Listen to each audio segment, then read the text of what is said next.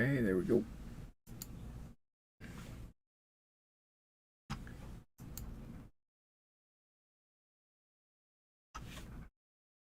Sweet, okay.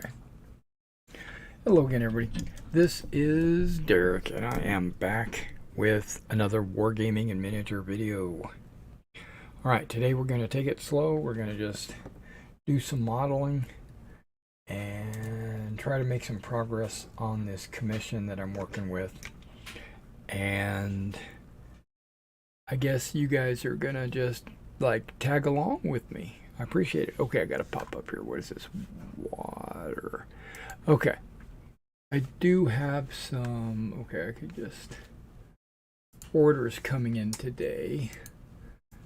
Let me double check them. Also, I'm going to be jumping around, scatterbrain, etc., not always focusing on the figures. I'm feeling really good today. Got an upset stomach, but that's not terrible. Here we go. Orders.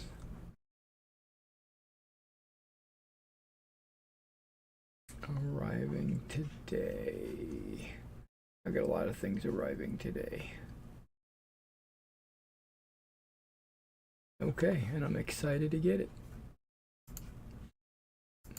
Okay, so let's before we get too deep into this miniature World War II Flames of War thing, I wanted to talk about, I got an Old Glory order in. I had this Old Glory in since like early part of September, like the 3rd or something like that. And after like the 1st or so of October, I was like, where is this package? You know, I know that Old Glory casts the models. Well, my understanding is that they don't keep a lot of the models like on their shelves. What they do is they keep like the molds ready to go, and when you place your order, they pull the molds that are needed for that order, and then they cast the models, right? And then so you're always getting like fresh cast, but that also prevents them from keeping inventory on models that no one's buying. So I get that. So I knew they were going to have to cast these. Plus that they probably have a whole bunch of other orders they've got to cast as well. So, but what I've noticed in the past was it would only take like 2 or 3 weeks to get what I was looking for.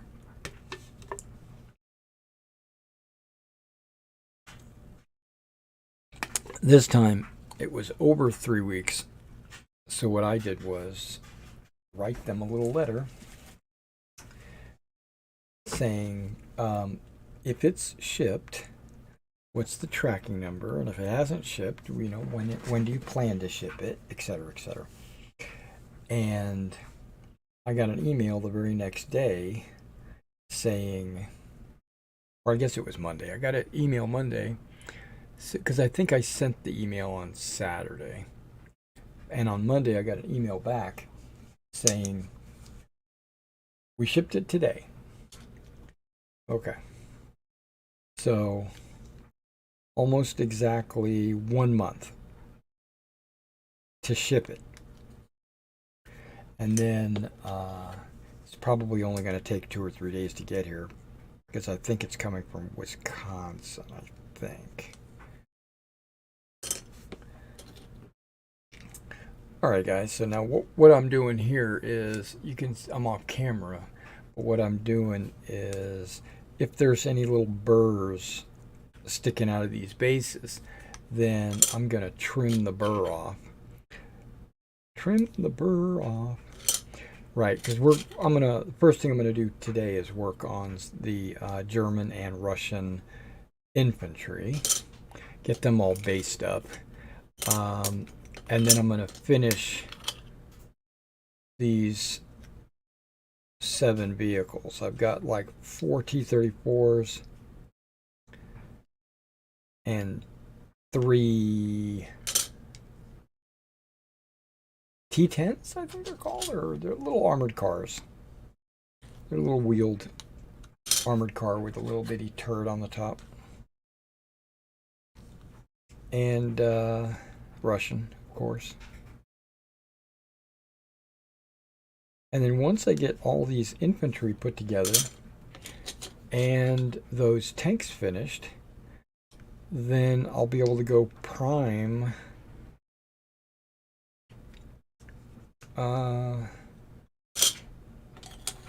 Russian tanks, German tanks, Russian infantry, German infantry. If you are watching this, if you're I think it's Dan, if I remember right. Dan, if you're watching this video, either today or later, tomorrow, whenever, if you ever see this, I want you to know I put a bunch of 15 millimeter German vehicles and tanks and stuff like that, also British, on my eBay store. So if you're interested in increasing your collection of German vehicles beyond the starter set, go to my eBay store. Plus, for everybody watching, I've got a buy more, save more promotion going on right now. So if I think if you buy a 15 millimeter product, you get 5% off. But if you buy 2 15 millimeter products, you'll get 10% off. And then if you buy 3 15 millimeter products, you get 15% off. Which I'll tell you right now is probably below my cost. But that's okay. It just means you'll be able to take advantage of it. Plus, I'll be able to clear out some inventory. Not that I really want to do that, but I wanted to build up a little bit of cash for my meds. Okay. I'm not going to pop those just yet. Whoa, knife.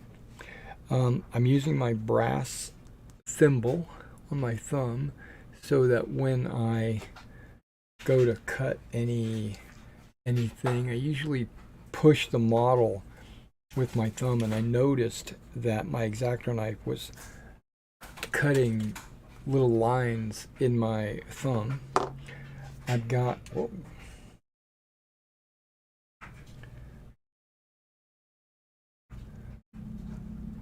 some rubber covering my moleskin on my fingers. My blisters are almost 100% healed. This might be the last time I do this because I just wanted to. This is basically a one time after they healed, just to make sure that everything's good. You know, not going to jump the gun and try to heal them too early. Put that out of the way. And I'm wearing the wrong glasses for this, I can already tell you. I gotta swap my glasses out. These are my computer monitor glasses. And these are my up close and personal modeling glasses. They're about 1 time magnification stronger. Okay, now I plan to base it up exactly the way they recommend to base them up.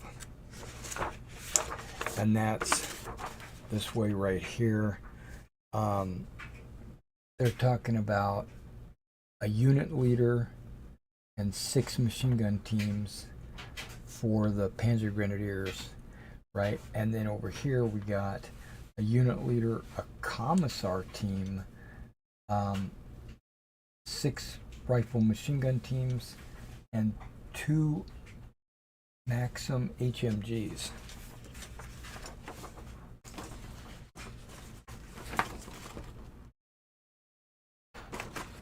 Okay, so we're doing the Germans first. Okay, that's not working.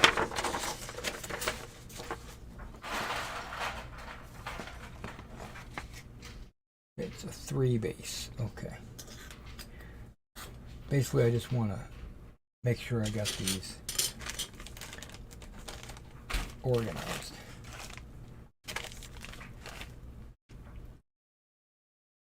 And then this is going to be a unit leader and a commissar. Great.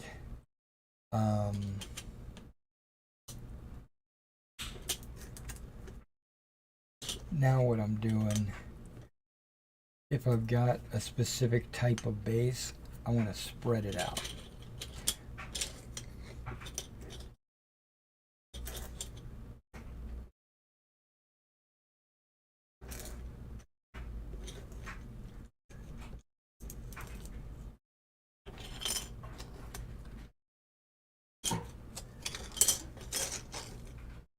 Because these bases have a specific pattern on them.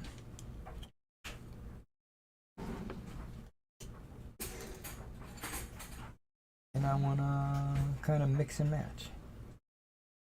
Okay.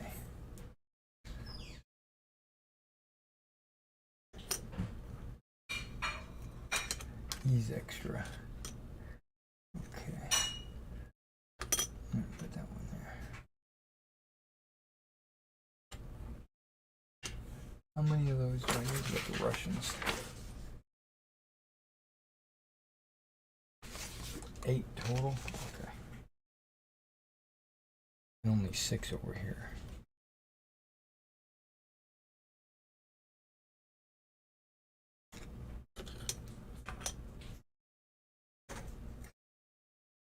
A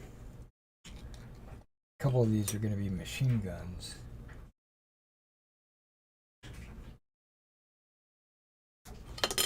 Whoa, just throw it around. Okay, so they give me exactly the right number of bases.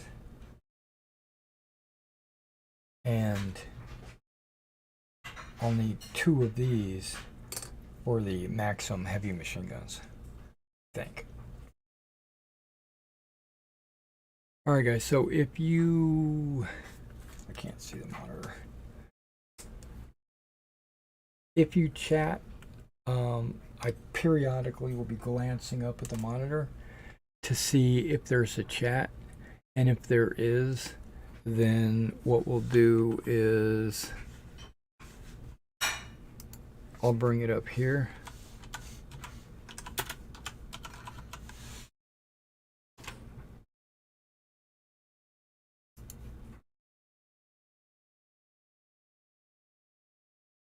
Okay.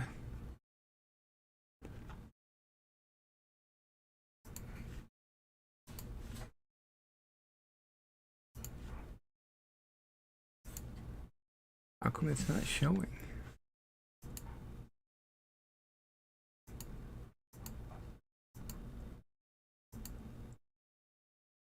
Okay.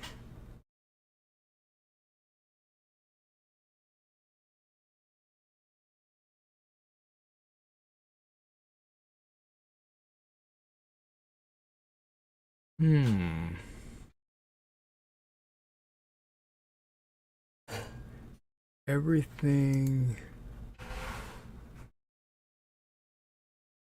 tells me it should show. Okay, because there's that. But that one doesn't want to show. Now let's try this again.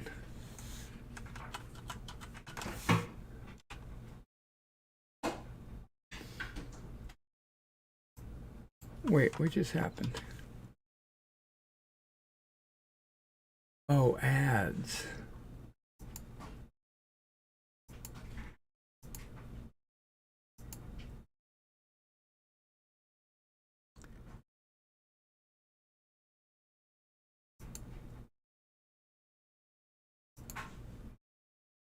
Hey, Arn Man, how are you doing?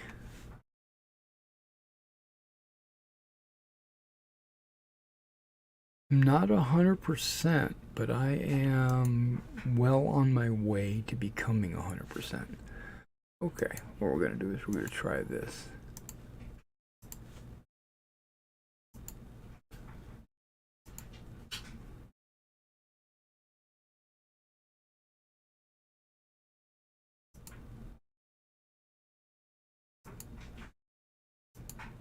Hey, that worked. Okay, just had to refresh it. Okay, yeah, I'm up. Oh, by the way, Arnie, it's Arnie, right? Because you have different names at different places. I got my hardback. Give me a second to go grab it. It's a million miles away.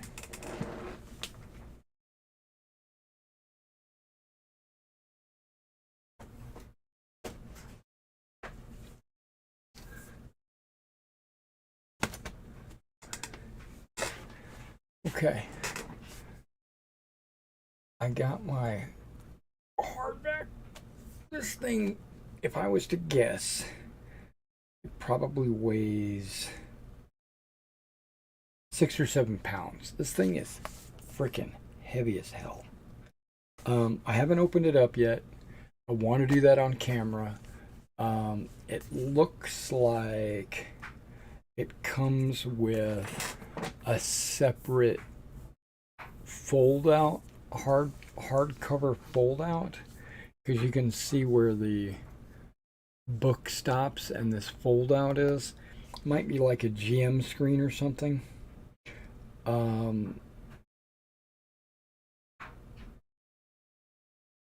I'd like to open it up and see. It's probably the map. You know, it's the map. I'm sure it is. But look how sucker is like super thick, and it weighs like 6 or 7 pounds.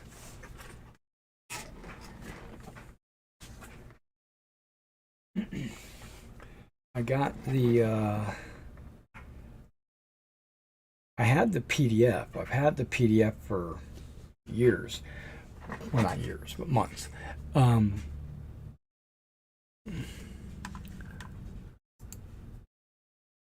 hardback is amazing. I am so glad the binding is fully glued. Oh yeah, I don't even know yet. We're gonna find out. I'm gonna open it up as kind of a preview. I'm gonna do like a first impressions, and then I'm sure it's exactly like the PDF. So I already know what's in the book. It's just I'm going to be looking at the quality and the pages and everything like that. So I'll be doing a video about that. I don't know when, within the week probably. But what's funny is I didn't expect this, but they sent me two. They sent me 2 copies of it. Um, I was in the Kickstarter, and I did.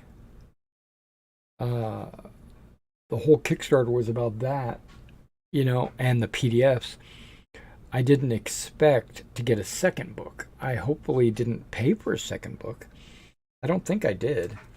So, what that means to me is I'm going to be able to put one of them on my store probably. You know, just sell it because I don't need 2 books.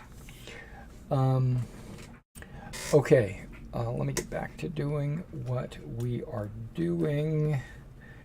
I still don't think that I'm ready for prime time, so I'm not going to be running until like the middle of the month, I think.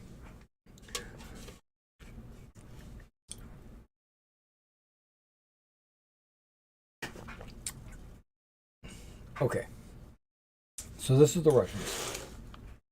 That should be the Russians. This is the Germans.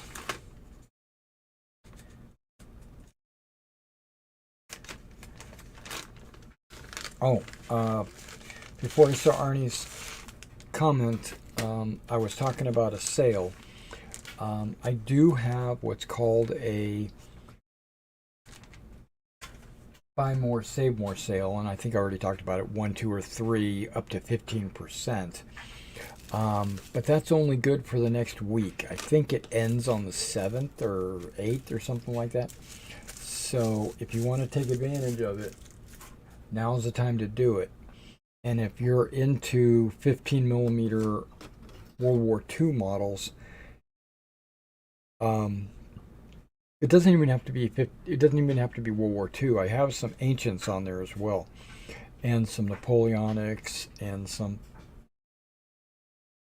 American War of Independence, and of course World War II, because that's really popular in 15 millimeter.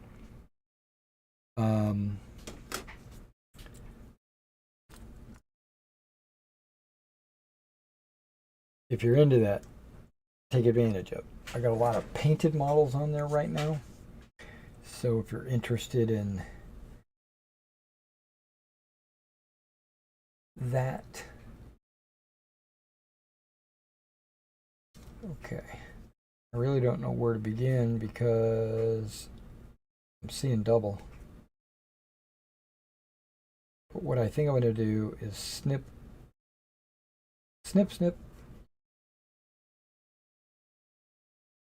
all these guys off, and then organize them, and then base them up.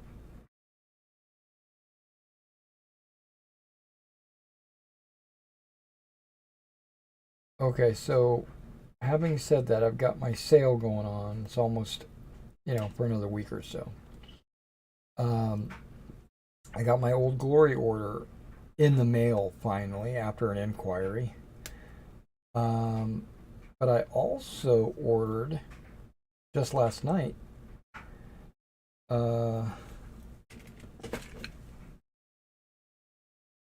some late Republican Romans, the kind that would be Caesar's Romans. Was that the Marian Romans? Late Republican? Still Republican, but just late. So that's like the beginning of the legionary concept. Got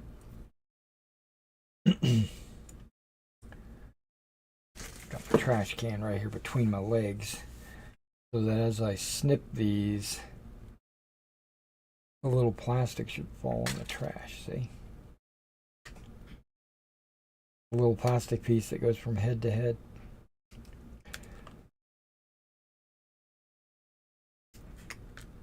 Yeah, I can tell just by doing this, I'm moving very slow.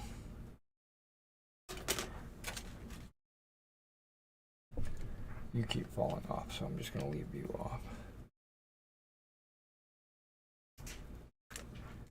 There we go.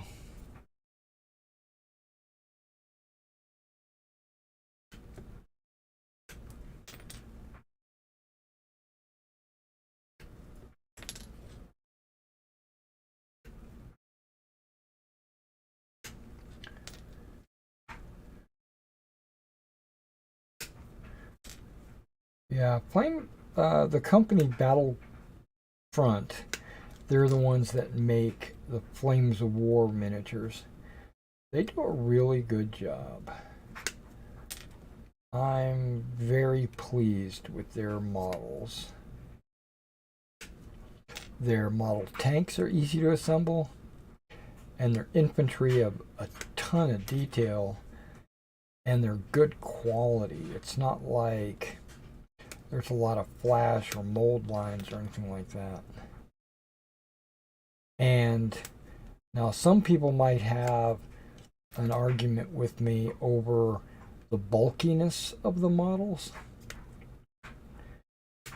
They do have what's called the heroic scaling. So even though they're only 15 millimeters tall, The head looks like it goes on an 18 millimeter model. You know, it's a little bit larger. Same thing with the hands and the weapons. But I'm going to tell you, on the table, first of all, you don't even notice the disparity, and secondly, that little extra bulk makes the model look so much better. Because I also have some other figures that are what they call true scale, you know, especially like the 28 millimeter offensive miniatures. They're true scale, which means everything is exactly the way it's supposed to be. The rifles, even at 28 millimeter, the rifles and stuff are so thin that they would easily bend or break. You can only imagine what it would be like in 15 millimeter if it was true scale. They would be like little pieces of plastic that you wouldn't even be able to tell what it was.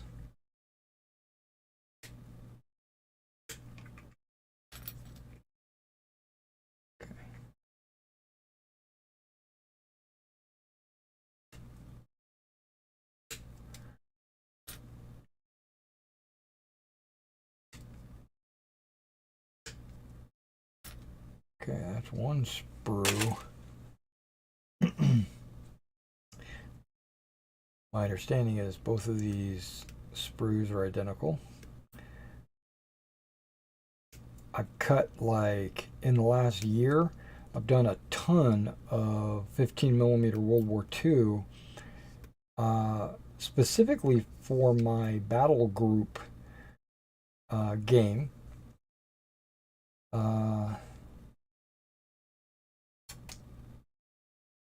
Battle Group is actually a man-to-man game. They recommend playing it in 20 millimeter, but they also give you the 15 millimeter version, and I play in 15s. And instead of mounting them individually, I mount them on Flames War bases. And as they receive casualties, I just mark the soldier as having died. You know, just put like a little casualty cap or casualty ring on them.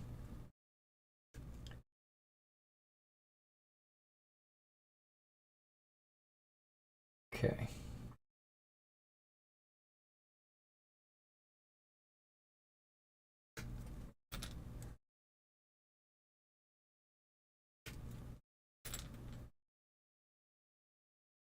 My finger keeps getting caught.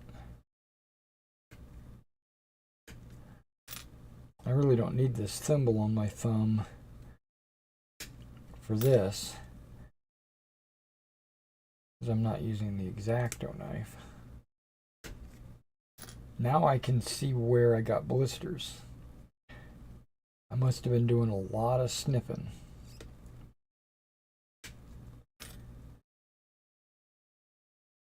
Because that's exactly where I got my blisters.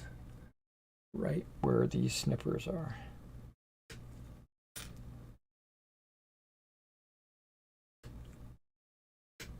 And the first thing I read when it comes to wound care on blisters, it says stop the activity that caused the blister. Oh man. Which I did because of COVID. Basically, I've been down for the count for a couple of weeks now. I think this is the third week. At least I'm up and walking around, and I can eat, and I can hold my breath. You know, what I mean by that is I don't get out of breath just for sitting still. You know, I was having a hard time breathing just sitting here looking at the computer, you know. Um,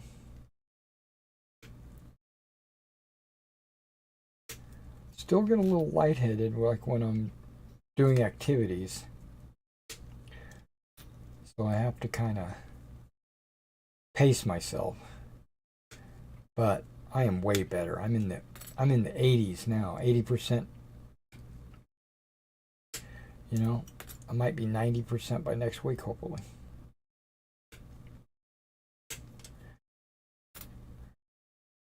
Um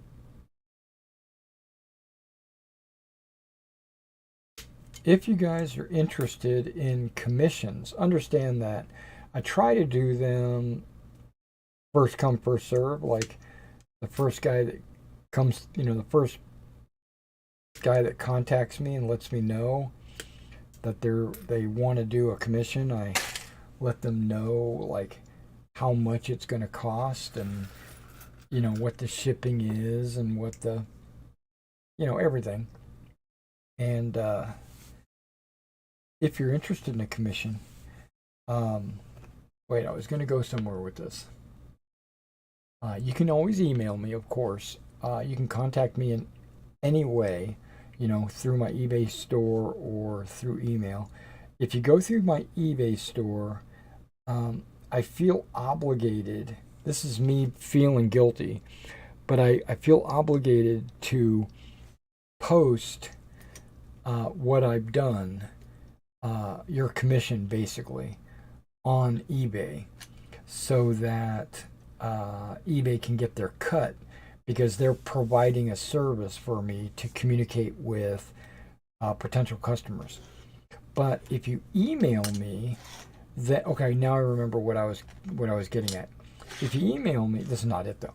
But if you email me, I can communicate with you, and you can pay me through PayPal, right?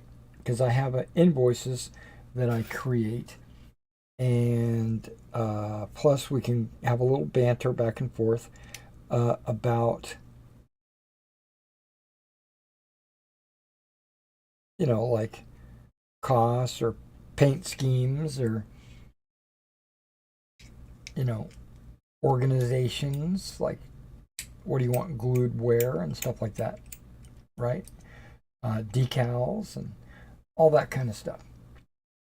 So, okay, that might be protecting me, but it's making this a little more challenging. This thimble. See how I, like on the bottom of the base, I will push against the base.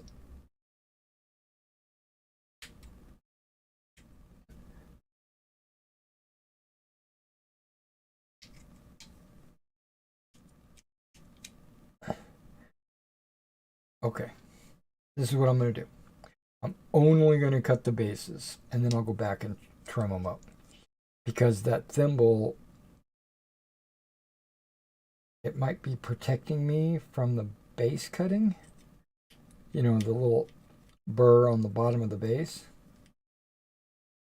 But it's making it harder for me to trim the actual figure. And I don't need it when I'm trimming the figure, because I'm not doing this kind of cutting. What was I saying? Oh, okay. Yeah.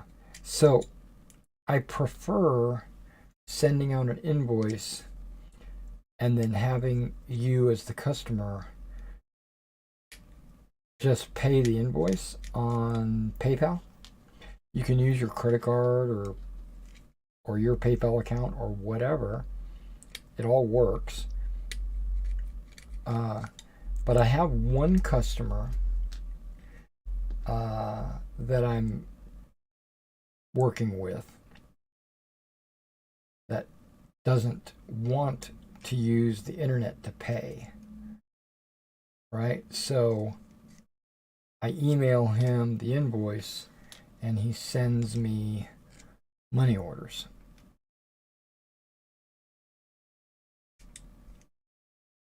Um,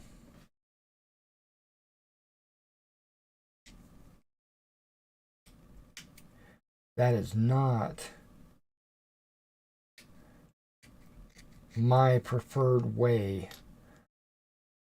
but he's got a special situation, and I'm making it an exception for him. I wish his situation would get squared away. I don't want to reveal too much about it, but he's got a situation, and I wish he could just take care of that situation so that we can get back to PayPal. And the only reason why I say that, the only reason why I prefer PayPal, not because of their political beliefs or anything like that, because they don't have the best, it's the convenience.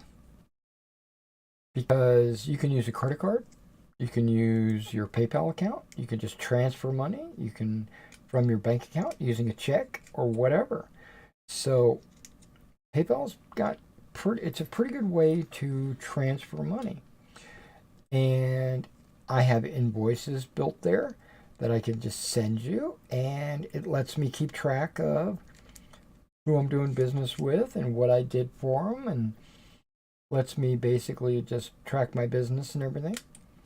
But most importantly is when that money appears in my PayPal account, I can immediately use it for like shipping labels to ship.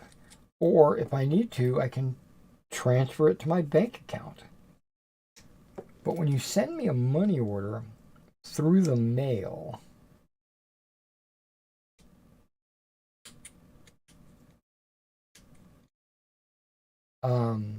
I know there's no obligation for me to ship it same day or whatever. But I still, my ethics tell me once I get that money order, it's time for me to ship the package. Because that's like guaranteed money. It's like cash. You don't have to worry about it like bouncing or anything. So I just ship it.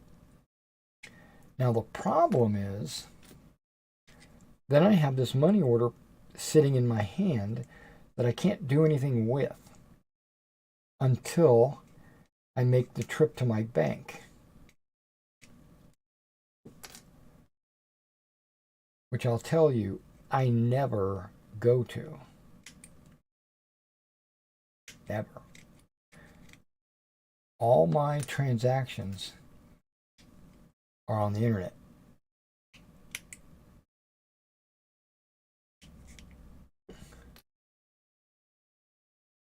All my purchases, my monies, it's all on the internet.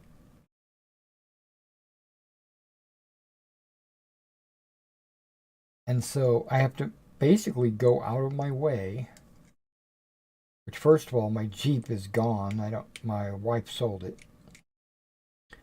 Actually, that's not really true. My wife gave it away. It's a donation to a nonprofit. So I don't have my Jeep anymore. So I rely on my son or my wife to drive me. I don't have to. We have a minivan that I could easily just jump in and drive to the bank. But like this last 3 weeks or so, I wouldn't trust myself to drive. I would have gotten an accident. I might have passed out at the wheel or something because of the COVID. And plus, I wouldn't want to spread COVID. So I wouldn't want to go into the bank knowing I was sick. So basically, even though I got the money order in my hand, I couldn't do anything with it. And that's why I prefer PayPal. Because that's instant, right? I got a PayPal credit card attached to my PayPal account, so I can just buy stuff with my PayPal credit card or my bank credit card or my debit card or whatever.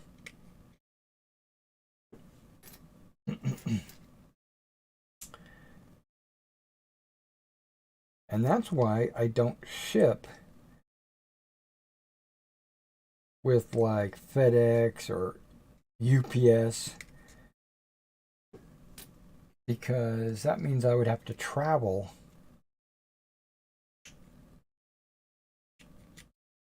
to those hubs, because they don't pick up here. They don't pick up here. I could probably get them to, but no worries. I use USPS.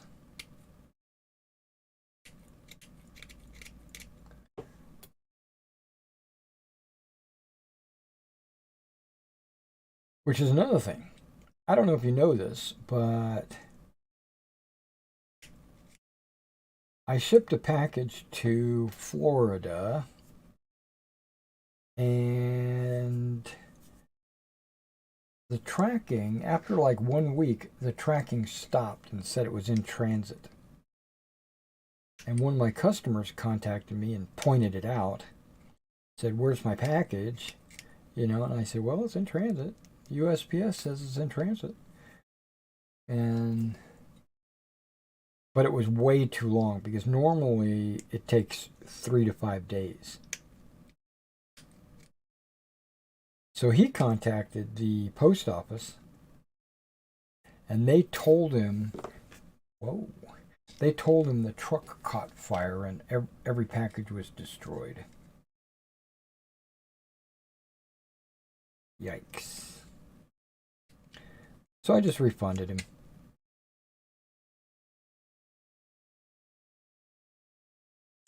Because that's out of his control. File a claim,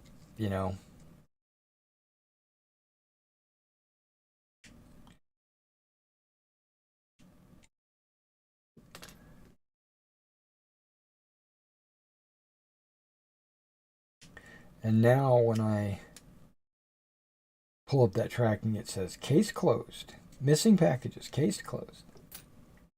I'm like, oh, okay. I didn't close it.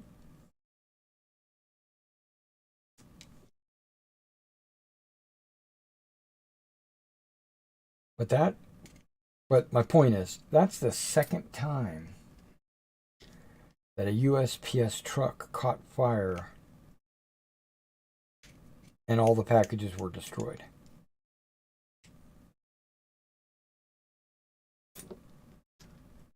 What are they driving? Electric trucks?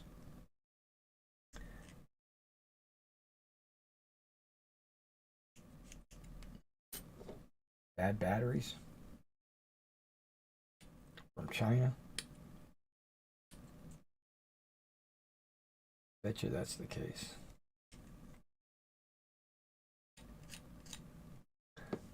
Okay, all the bases are trimmed. Wow, that takes a lot of time. Okay, so now I can take this off so that it won't mess me up.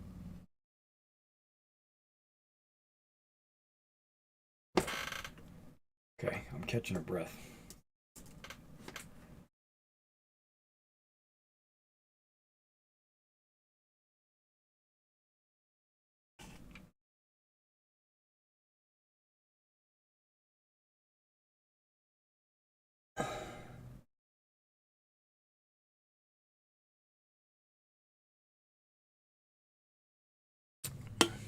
It's also very funny. To me, it's funny. To you, it's probably not funny. That this last week or so, now that I can actually eat when I wake up, I've been eating eggs. I'd scramble up a couple of eggs and gobble them down. A little bit of ketchup, because I like eggs on I like ketchup on scrambled eggs. Just sue me. But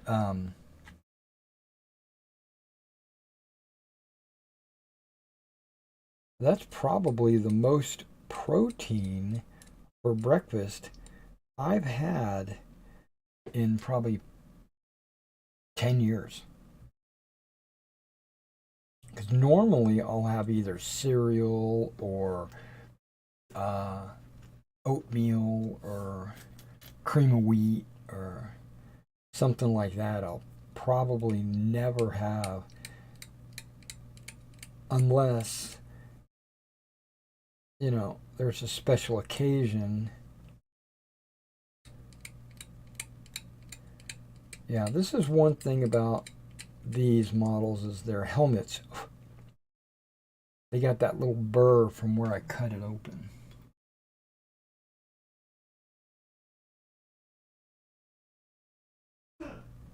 Bless you. That's my son. Son just got finished mowing the backyard. He's taking a break before he does the front. It's kind of hot, and he also had the COVID, but he's a young whippersnapper, and he recovered a lot faster than I did. He said he only had it for about a week, and then after that, he was just good to go. That's not me. I wish I was a young whippersnapper.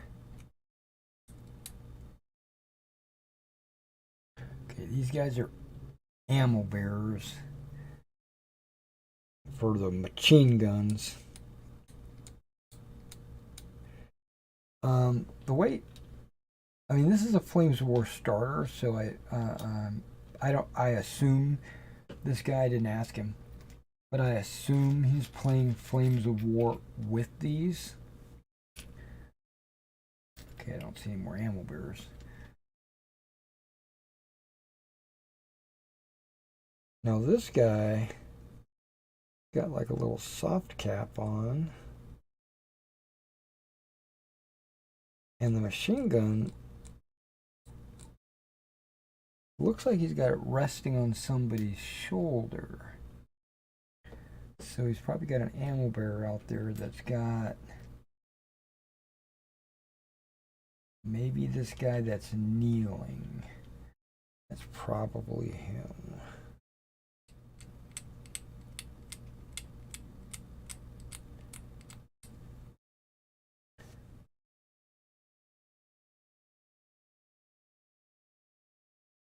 Yeah, don't forget, I've done this about 100 times, but I keep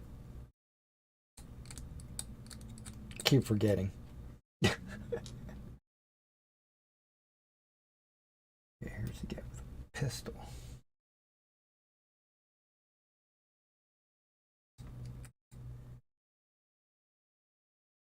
Pistol binos. Here's that other machine gunner.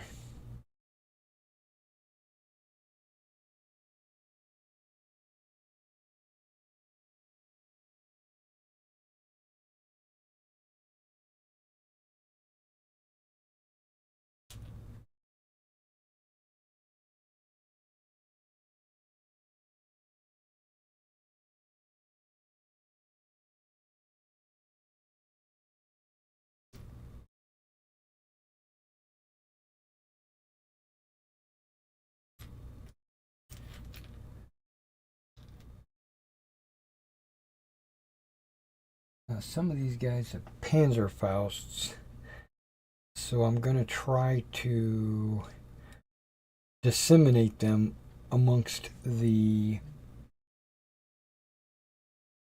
quads. Spread them out, basically.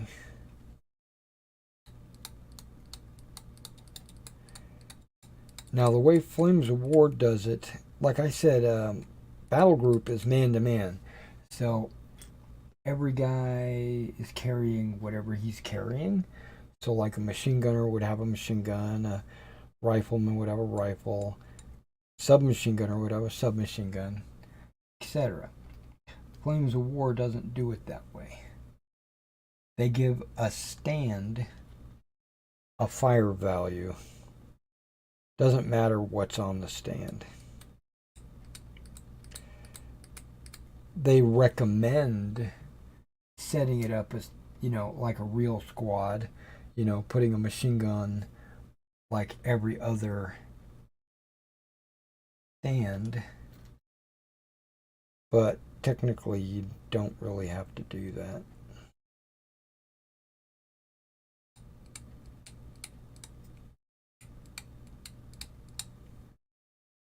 I'm going to, though, because I'm cool like that. Cool like that. I'm cool like that.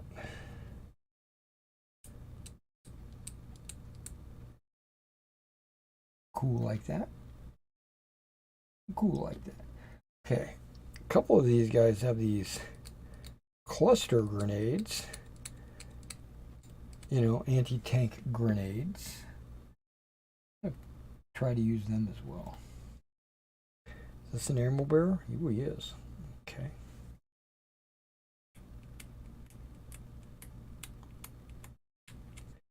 I can't wait to get these guys finished. And I'm sure this customer can't wait for me to get these guys finished. Oh my gosh. Because it's been sitting here a month.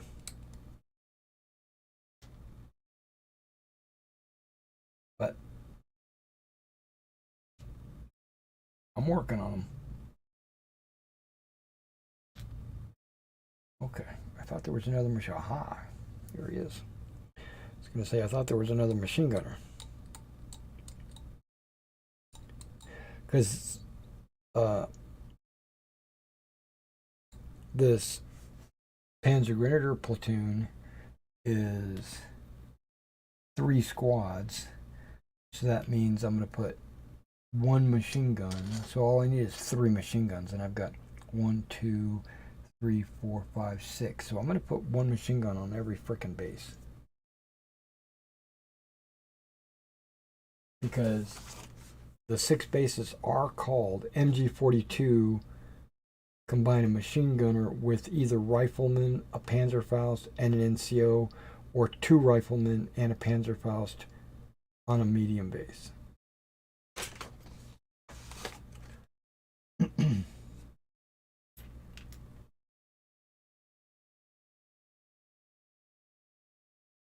Two riflemen and a Panzerfaust. Machine gun with either rifleman, a Panzerfaust, and an NCO. Okay.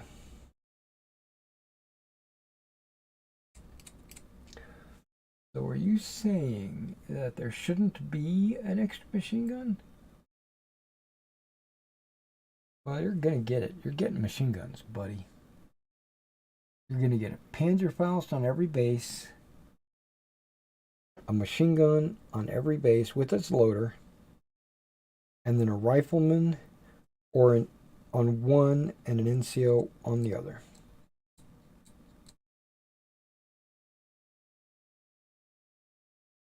I believe that's how we're going to do it.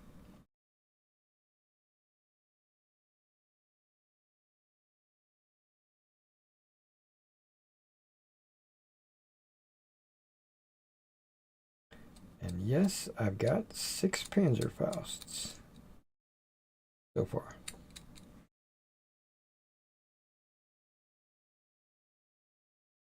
Oh, there's a 7th Panzerfaust.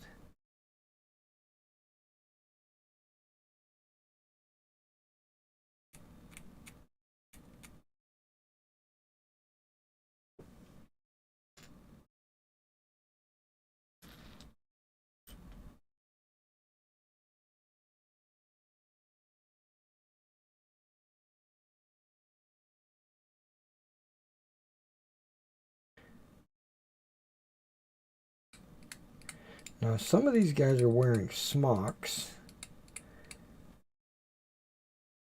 I'm going to go ahead and put those out because I can put some camouflage on the smock. And in my world, Panzer Grenadiers should have camouflage.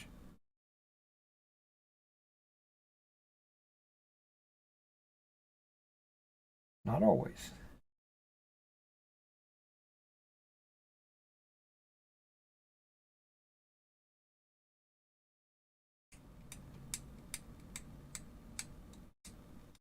But like camo cover helmets.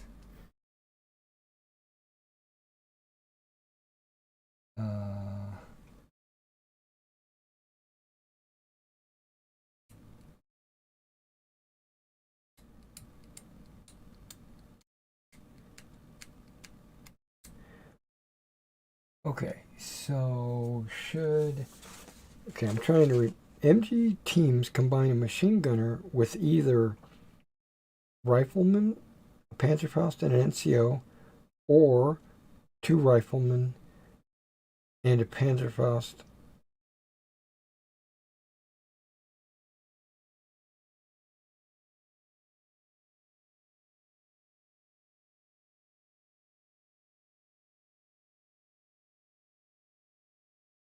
Yeah, this is implying that there's a machine gun on every base. Yeah, in Flames of War, infantry and guns are formed into groups of 2 to 5 men. They live or die as a team and are based together.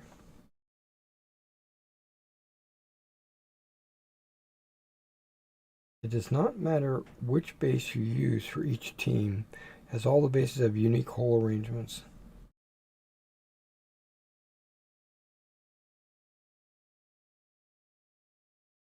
Yeah.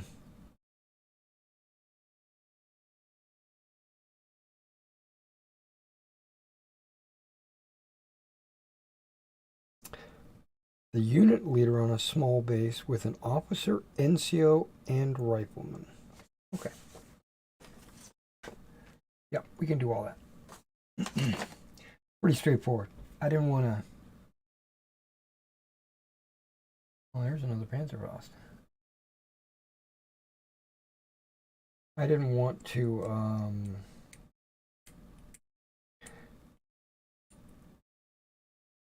jump the gun and do it a certain way, thinking that's the way to do it, because for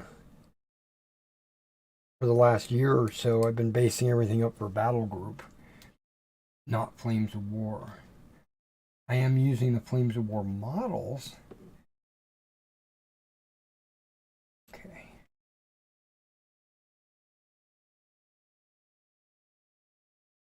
Okay. Because, like I said, I think Flames of War models are awesome. They're probably the best. Okay.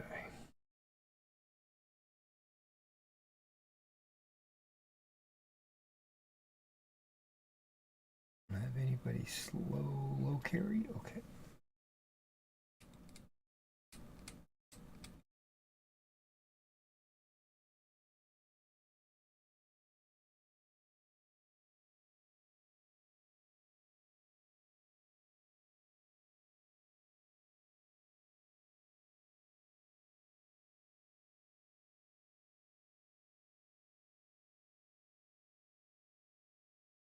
Oh, hang on. Oh, okay. That is a different model. Because, see, two of them have, like, camo in their helmet, like twigs and stuff. But one's got his rifle down and one's got his rifle up. Okay. I'm going to set these guys off to the side just for a second. And see if I can't figure out. Now, whenever there's a V shape or anything like that in the base, I try to put that to the front because, you know, like wedge formation. Hey, go for it. Go for it says hello. Hey, thanks, man. I appreciate it. Welcome to the live stream.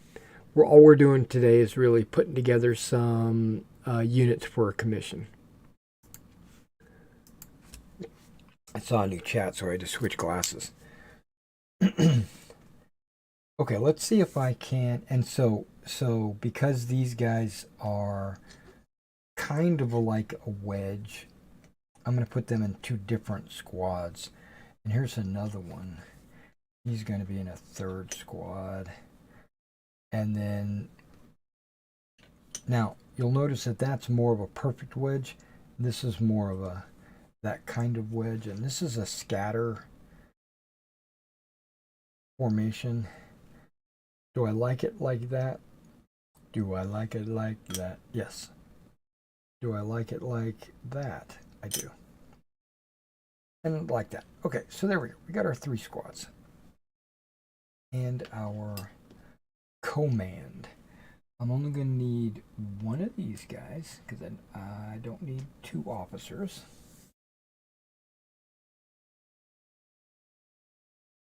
We're going to put an NCO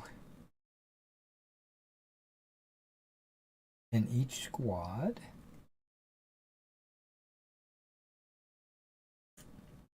And we're going to put an NCO on the command stand. Okay.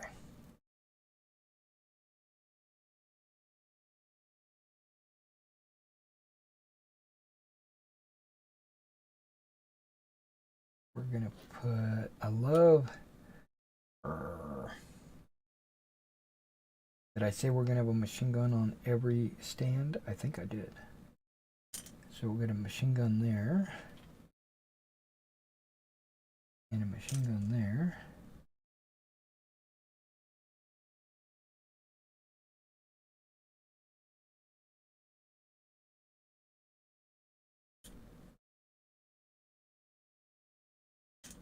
I like the way the holes are arranged here for this machine gun and like front guy. Machine gun with either rifleman, Panzerfaust, and an NCO. Okay, well the rifleman has got to be the assistant gunner that they're talking about.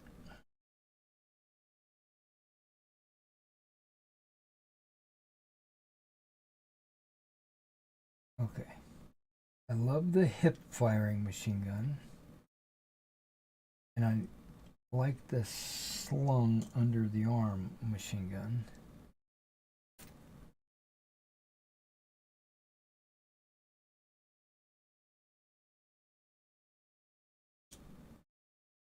The hip fire guy is going to get the guy with the 2 boxes.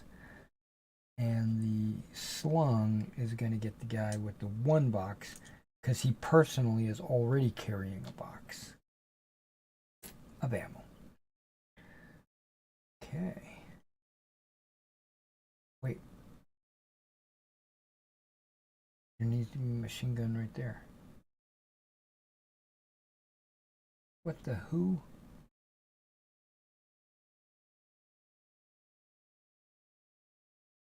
Okay. Slung.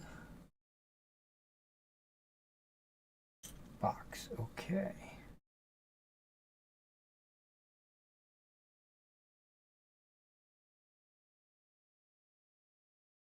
Panzerfaust.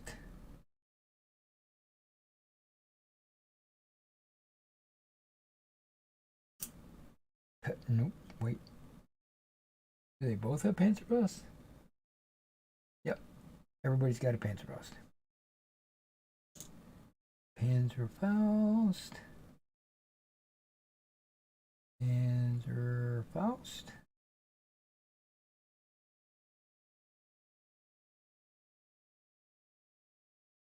Panzerfaust kind of fills up the squad. Okay. Everybody's got a Panzerfaust. Okay. I'm not giving the HQ a Panzerfaust. I thought I was going to give these guys anti-tank grenades. There's only 3 rifleman spots. Which 3 am I going to pick?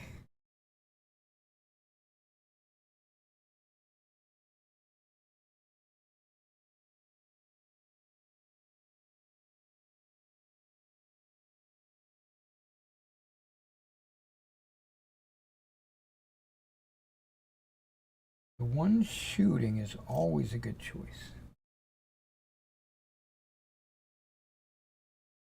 One throwing a grenade is a good choice.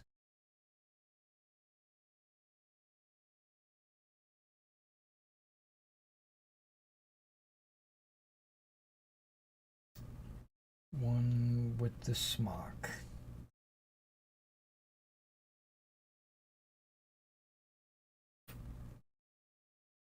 Whoops.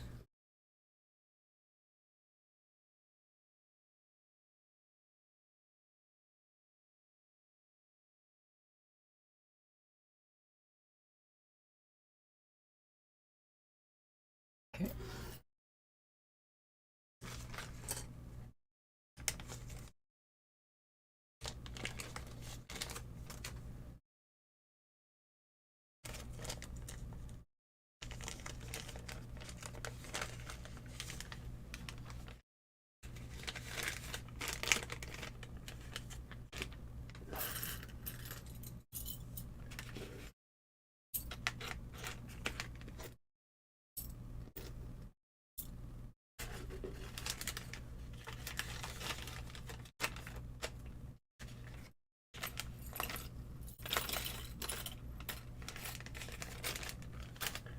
Okay.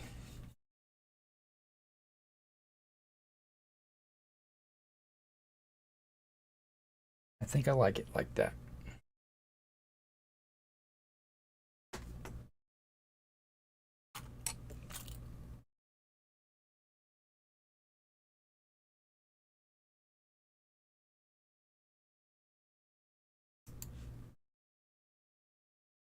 So Jonathan, or is that how am I pronouncing it right? Jonathan Cabine? Glad you're getting G back to normal mystery. Hey, I appreciate you, man. Thank you. Thank you for your support. I'm glad I'm getting back to normal as well.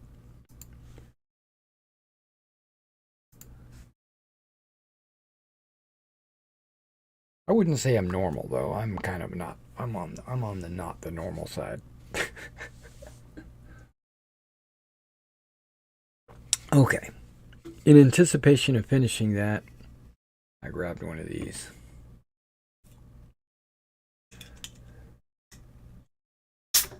Believe it or not, this has more carbs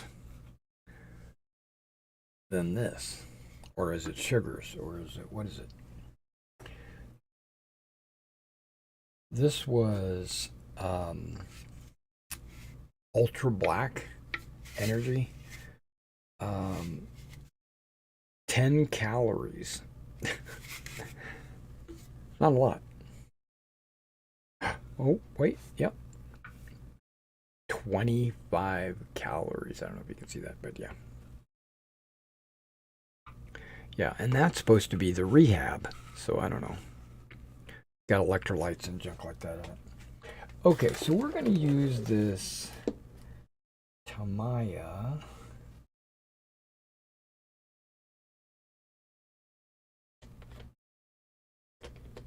thin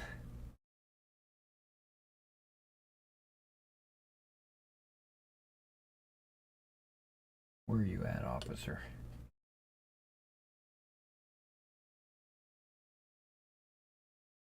Get you pointing in the right direction.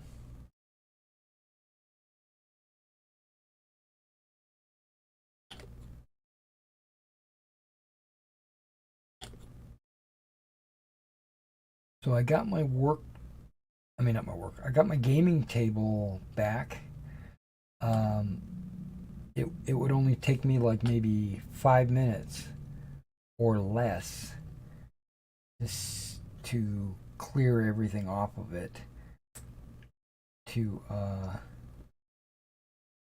allow for a game on a 4x6.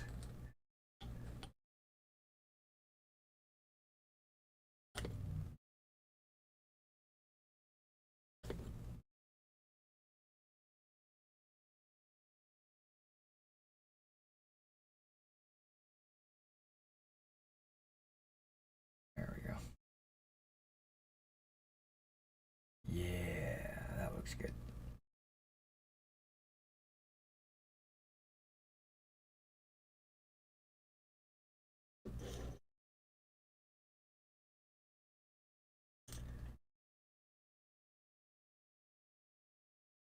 Okay. Yep. Okay. Yep.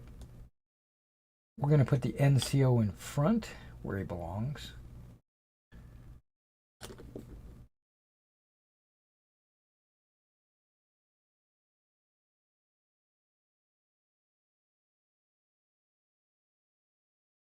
Right? We're going to put this machine gunner out on the side.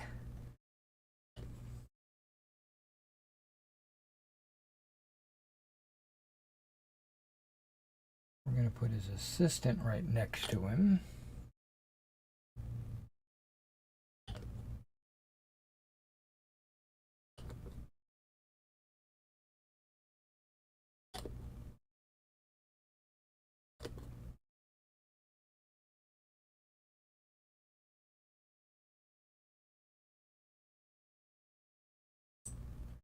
Carrying his ammo for him. And then we'll put this rifleman out there beside the NCO.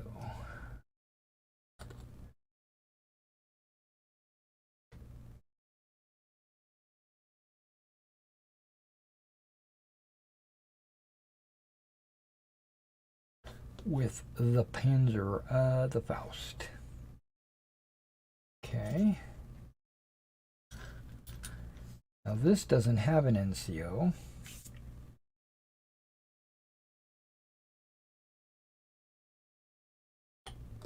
So this machine gunner is going to be kind of in the front here.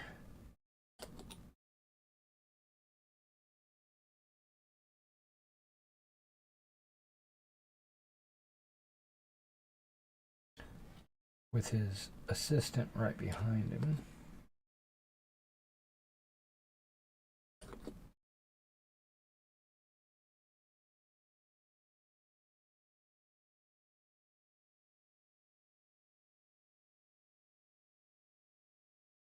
Okay. Panzer Faust. Yeah, I think this rifleman will just be trailing behind. He's kind of in a casual pose where he's just standing there.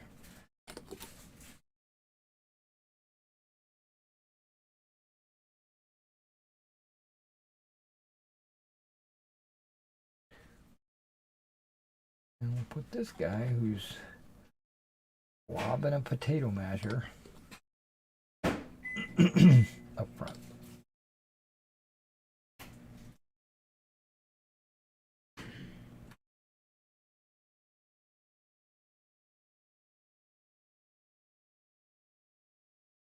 There we go.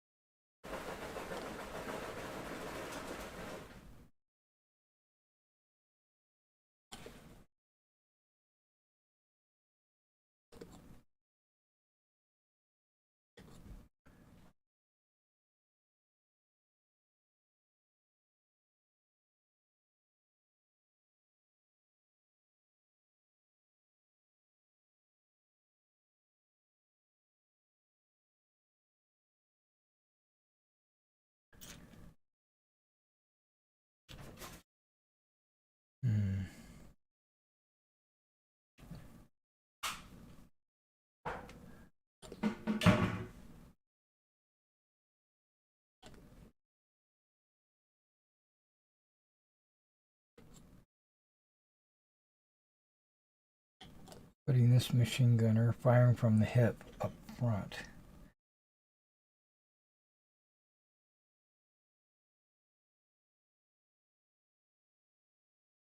And right behind him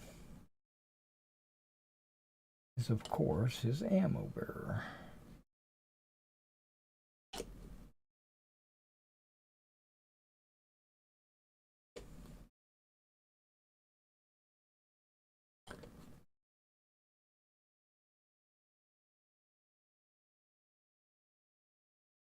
Now, a lot of times I'll use like super glue, but in this case, I've got this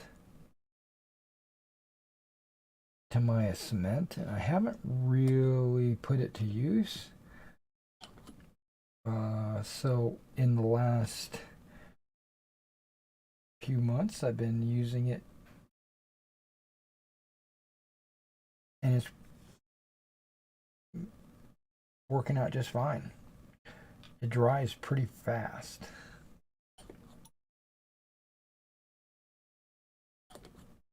For like the plastic models, it works really good.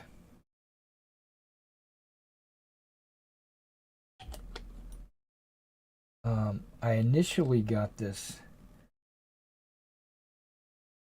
plastic cement not to actually glue models together. That's why I got the extra thin. I originally got it to clean flash and mold lines off of miniatures like this. And I'll show you, once I get them all glued down, I'll show you what I'm talking about. Okay, so this is another one of those machine gun over the shoulder kind of thing.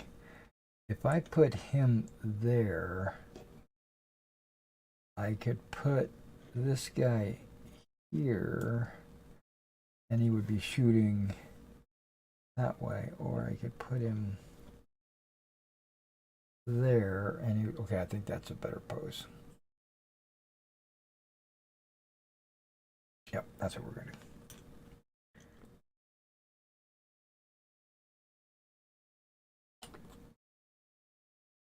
You got to plan these things out. You just can't go willy-nilly. You got to know what you're doing.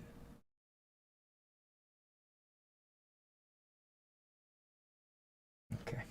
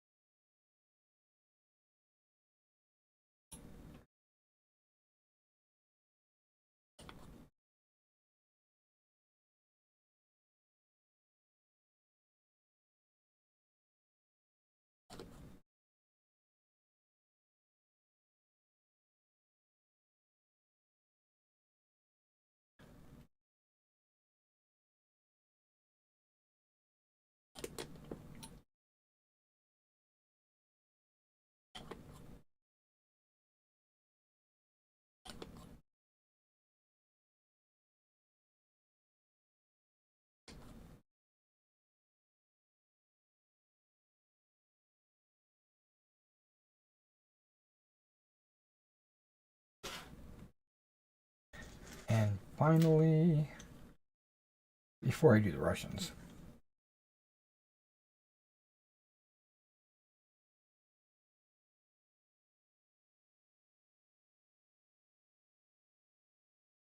put him on the far right.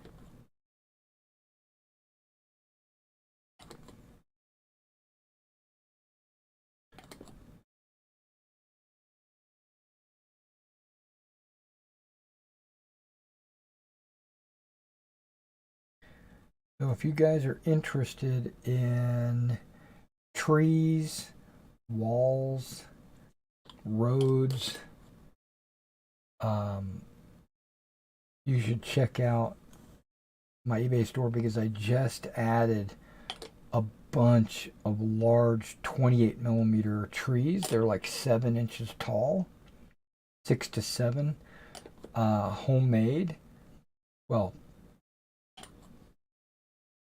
I don't know how to word it, but I used the Woodland Scenics frame, and then I instead of using clump foliage for the trees, I used lichen, and they came out beautiful. I made them for a specific battle, bolt action convention that I went to. I was hosting a bridge too far, so we did like the 101st had a table, the 82nd had a table, and the 1st Airborne had a table, and each, and it was all going simultaneously.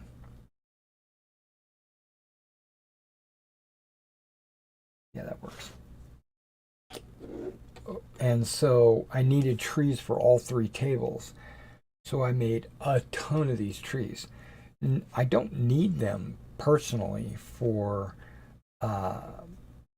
my tabletop. I probably could keep them, but they would pretty much cover the entire table. So I put them up on eBay. You can buy them. I put them up in lots of 3 because I thought that would be enough.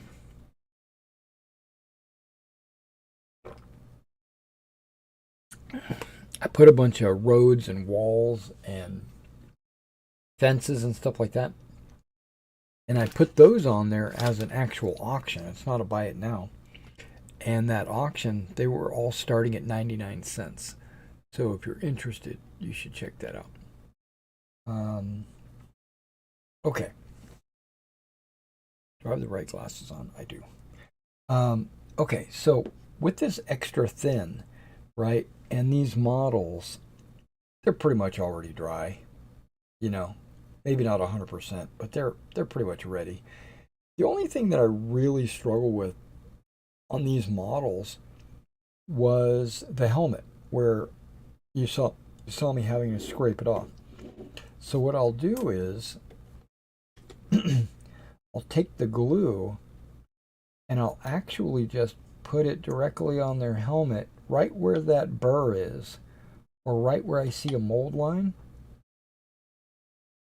Because, and sometimes I'll put it in other places too, like if I see a leg or an arm.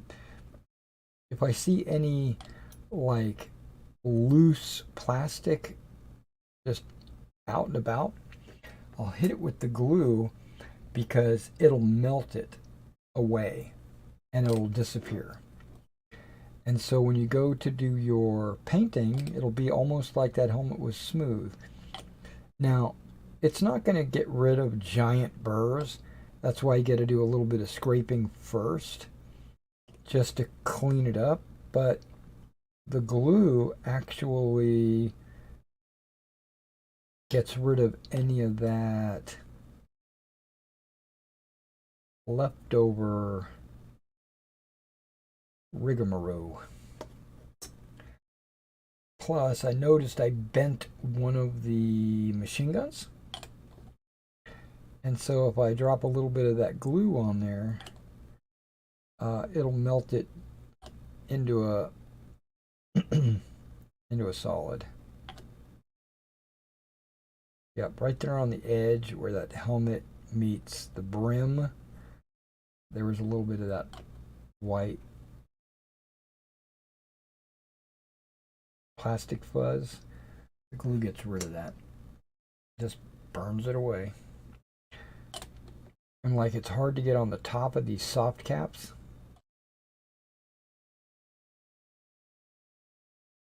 That takes care of it.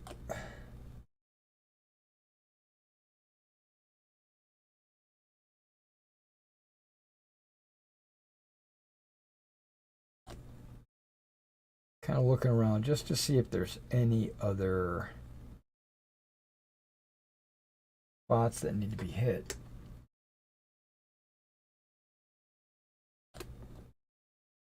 Because I'm not actually gluing anything to the helmet. I'm just using the glue as like an acid to burn the helmet. Okay, here we go. It was a Panzerfaust. I can see the white. I'm just going to put a little bit around his hand to secure that Panzerfaust.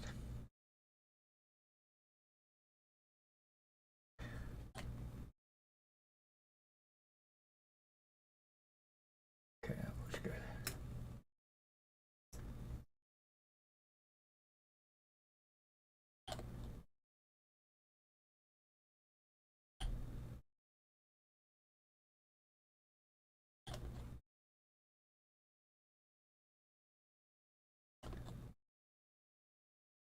Yeah, those soft caps.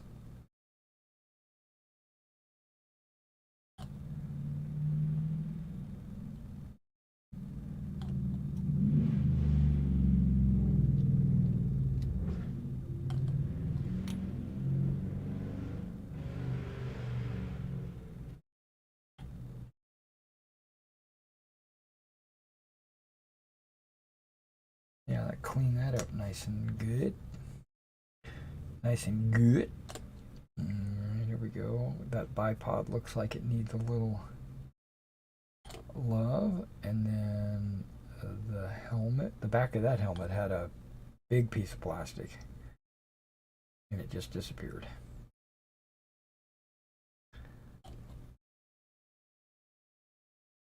I don't remember, but I didn't come up with this idea. I think it was Dr. Faust. I saw him do this on some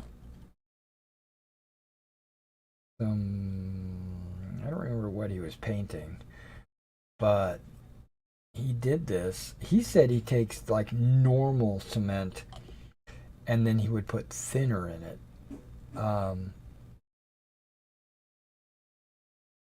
But I noticed that Tamaya made this thing called extra thin. So I figured that would be exactly the same type of deal. Extra thin.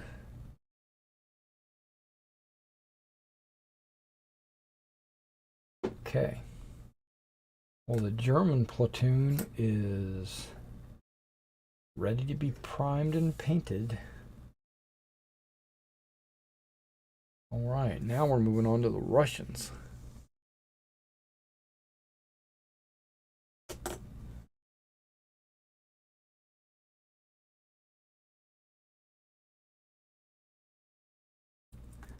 All right, I noticed we got a lot of people coming in and then leaving and coming in and leaving. That's totally cool.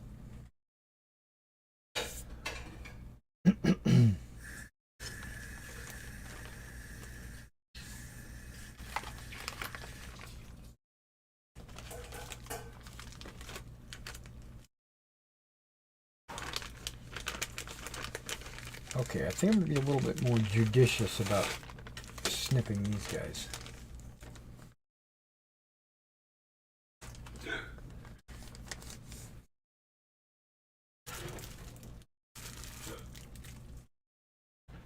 Oh, okay. That's where I put it.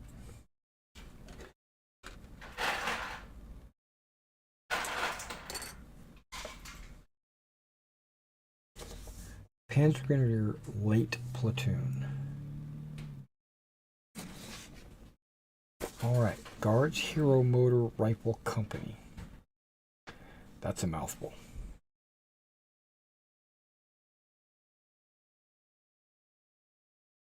He's got a bullhorn. It's a megaphone. Megaphone? Bullhorn?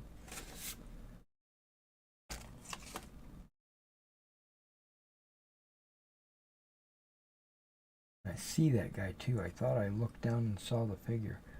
Okay, I see him there. There he is.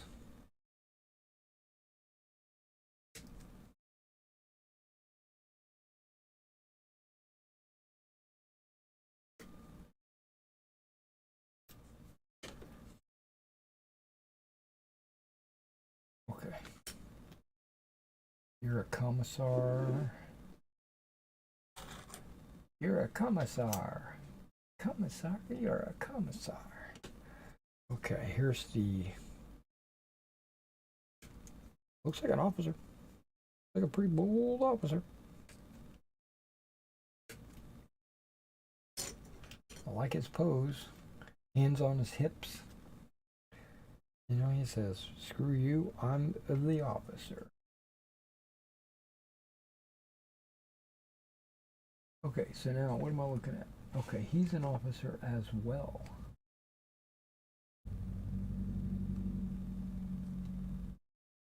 Multiple officers, what the heck?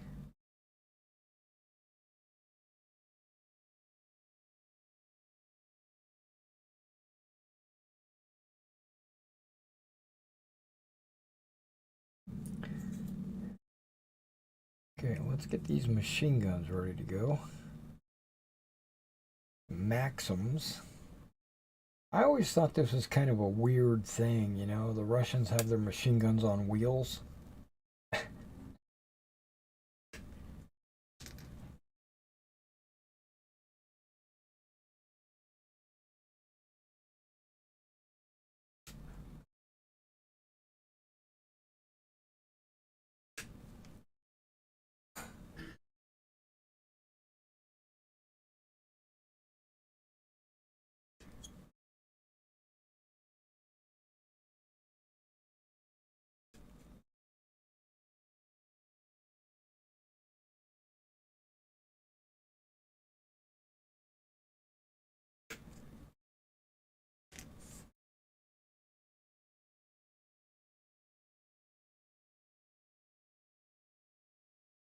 Okay.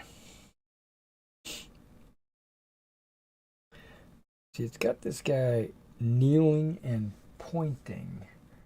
I would think he would be a really good guy next to a machine gun. But over here it just says gunner and his weapon along with a loader and a rifleman. Just says and a rifleman. Okay, six DP machine guns. That's the one that has the record player sitting on the top. An NCO or machine gunner with 3 riflemen. Okay. Let's find some DP machine guns then. And I need an NCO or a DP, right? Because that's what it says. An NCO or DP machine gunner. Okay.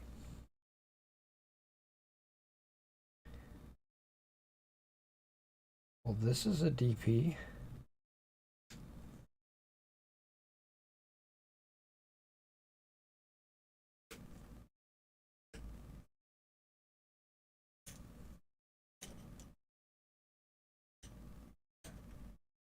NCO is a triangle. Okay.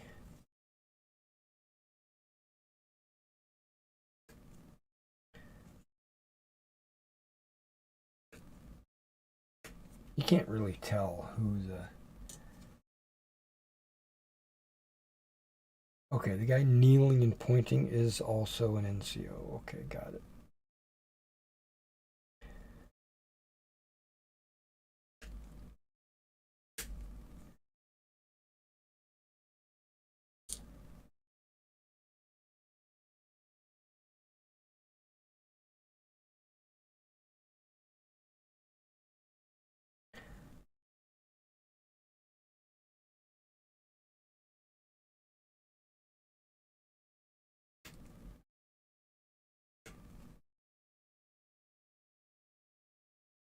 That guy looks like an NCO. Oh, he is.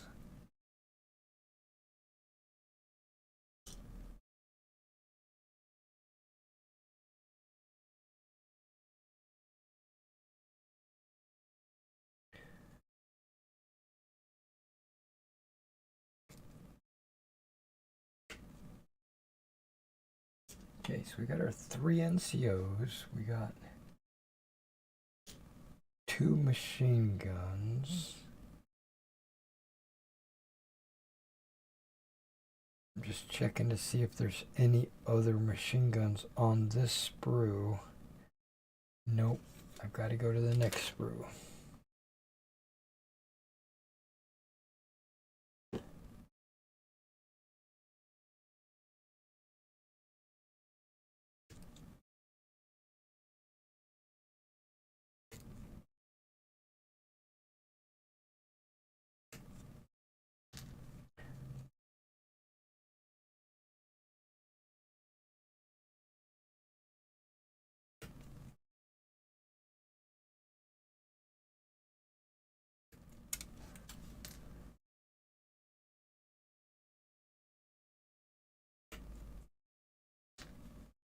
Okay.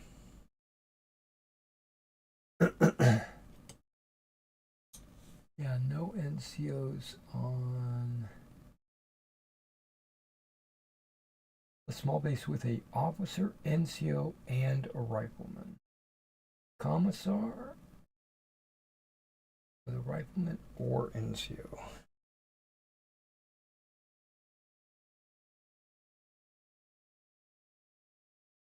Let's do the DP.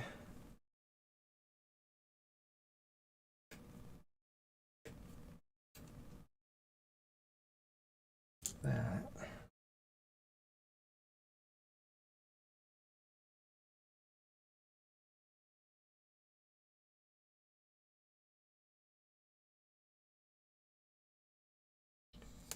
No. Yeah, I guess all the NCOs are pointing, so.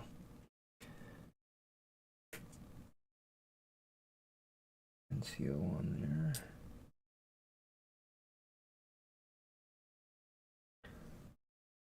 Okay. NCO. Okay, I could put an NCO with the commissar, but I don't plan to. I think I'm going to put a rifleman. These guys could be the machine guns.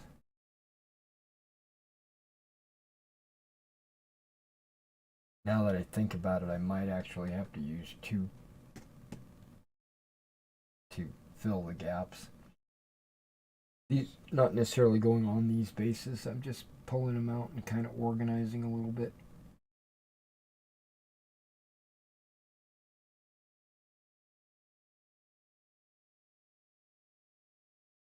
Yeah, let's do.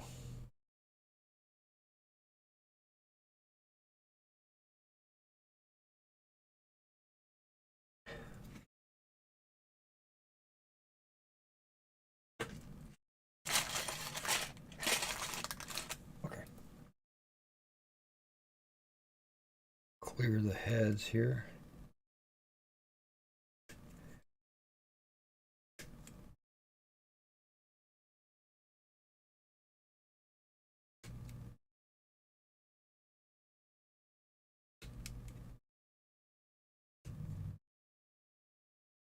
Turn that around. Sorry you're not getting a whole lot of great commentary from me today. I'm just happy that I've got enough energy to actually work on these models for my customer. And that I don't feel like I'm making mistakes or dizzy or anything like that. Okay, those guys are all clear. Okay,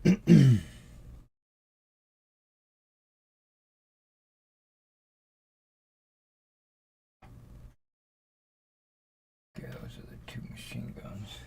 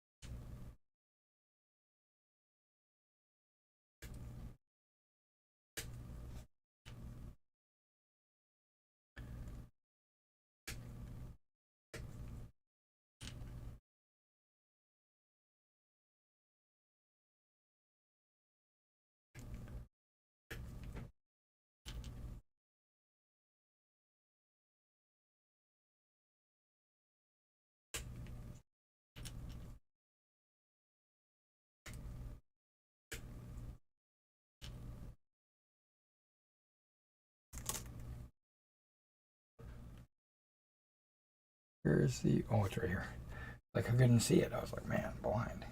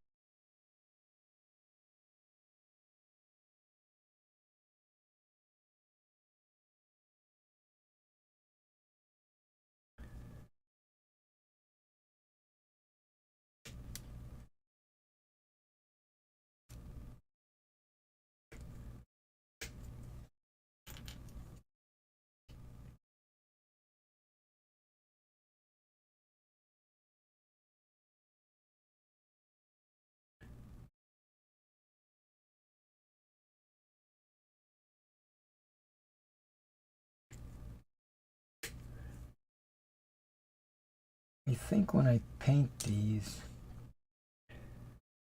they're gonna be the tan, brownish, khaki brown or whatever it is that the Russians wore. I think they also had a green uniform, so I'm gonna have to see what they recommend on the box, because I'm gonna abide by it.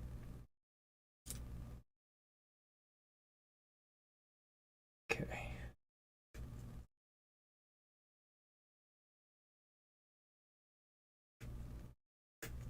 I think this guy would be a good guy with a commander. All right. I think this guy would be a good guy with the machine guns.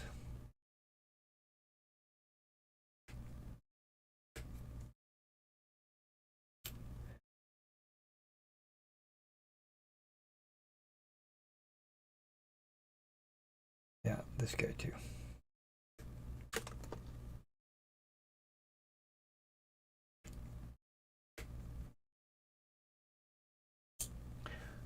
Okay, machine guns. Okay, we're squared.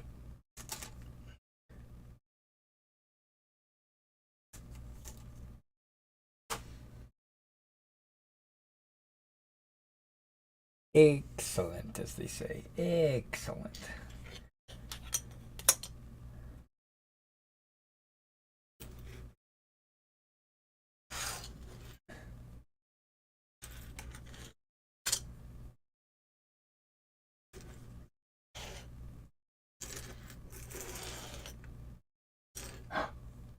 Rifleman. Maybe I need one more rifleman.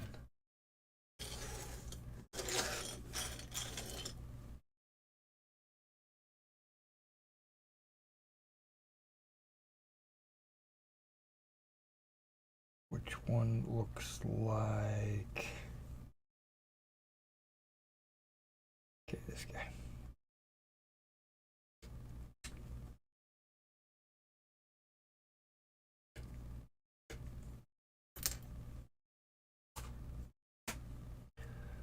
Okay. Thumb thimble back on. That's to prevent me from cutting my thumb with the X-Acto.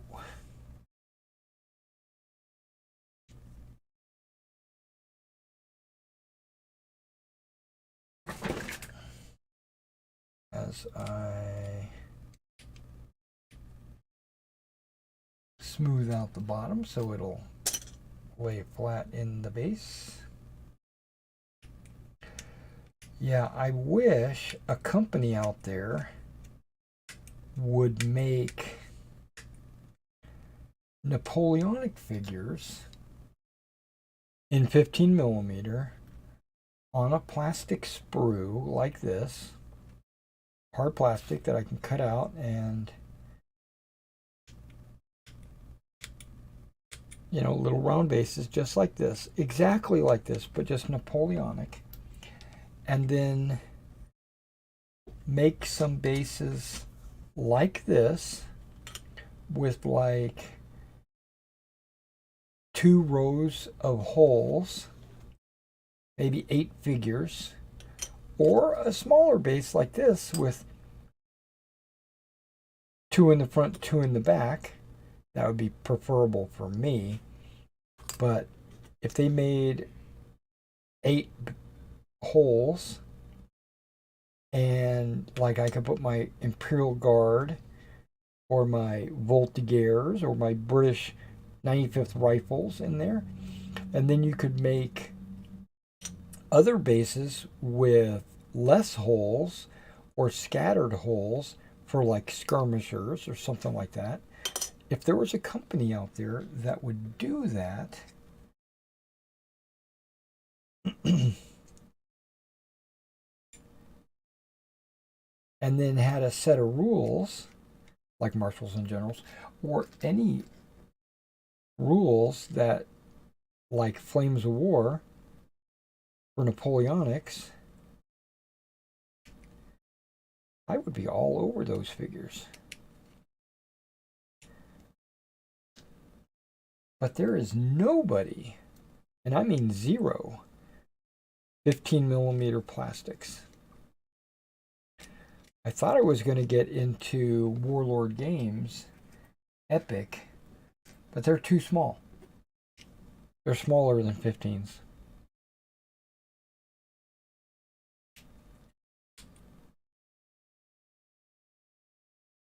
They're smaller than 15s, and they take up more space than 28 millimeters.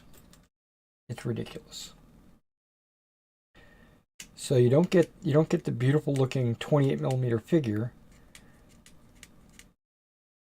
You get this tiny looking, almost 12 millimeter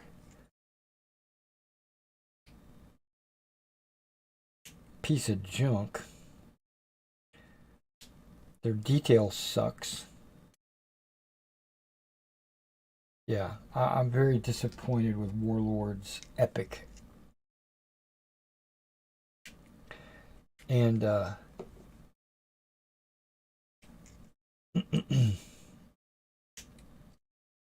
and the way they base them, 60 millimeters across, just takes up too much space on the table. 40 millimeters is too much as well. Not as bad though. 40 is okay. 40 is pretty standard. But 60, oh my gosh, that's, you need a giant table to play that.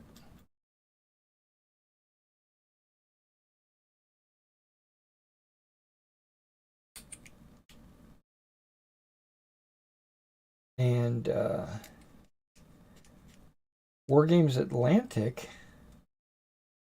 put out a survey about what kind of miniatures would you like to see in 15 millimeter plastic. And I, of course, put Napoleonics because there's already a bunch of people doing plastic World War II. You know, Plastic Soldier Company and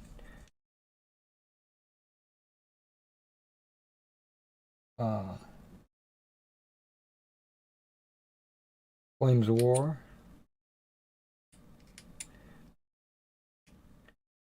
And there are some companies out there doing plastic ancients. I think it's Plastic Soldier Company pretty much. But there's all these other companies like Cromartie, and there's some others doing ancients, but nobody's doing Napoleonics. If I had a little bit of money, I would do it. But I don't have the means to do it.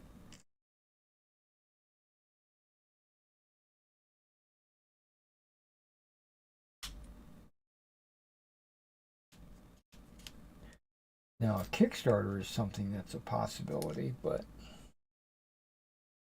I wouldn't know how to do that. Where to get started and how to do it.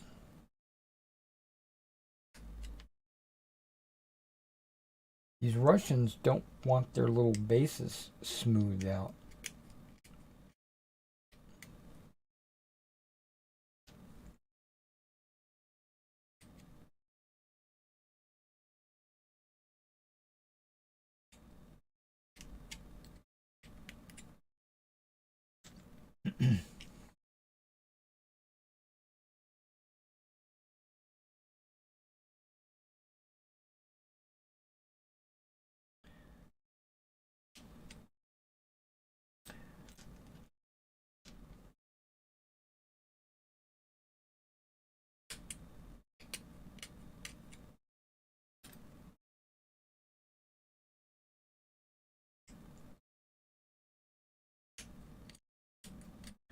Now there's a bunch of companies making 15 millimeter metal, you know, but not plastic. And make them so they're compatible, you know, so that a buyer, if he's already got a bunch of metal, which he probably does, he can get some plastic that'll be compatible with his existing armies. Don't make it bespoke, you know, like Warlord did, where you have to get it's their way or the highway. I hate companies that do that. Warlord, Games Workshop.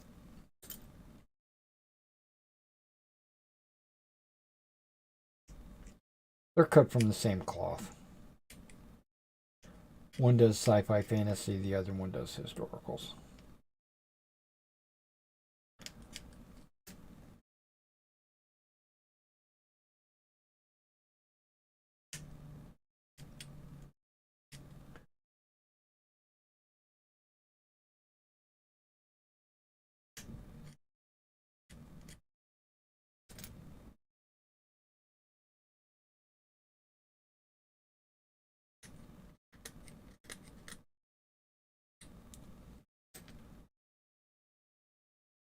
Okay.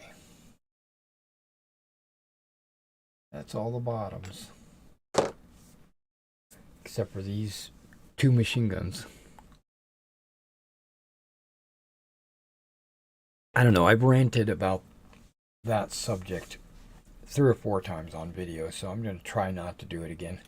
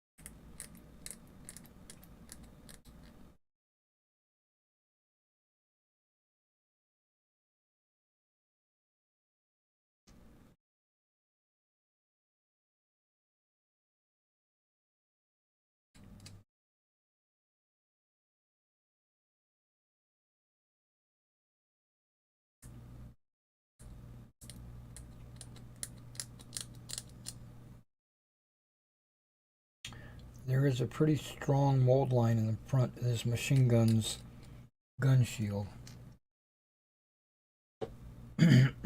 Hopefully my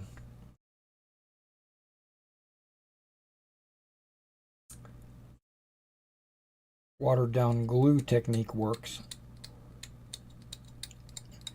I did scrape it a little bit to make sure.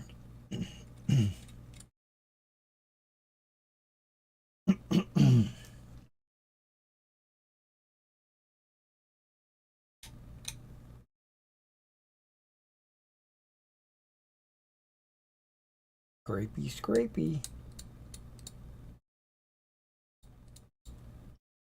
Okay. Everybody should be scraped. You'd scrape all these, right? I don't remember scraping them. I don't think I did.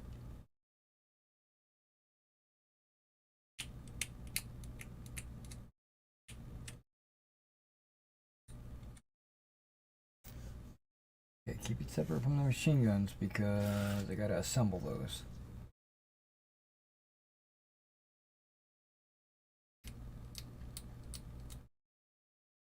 Okay.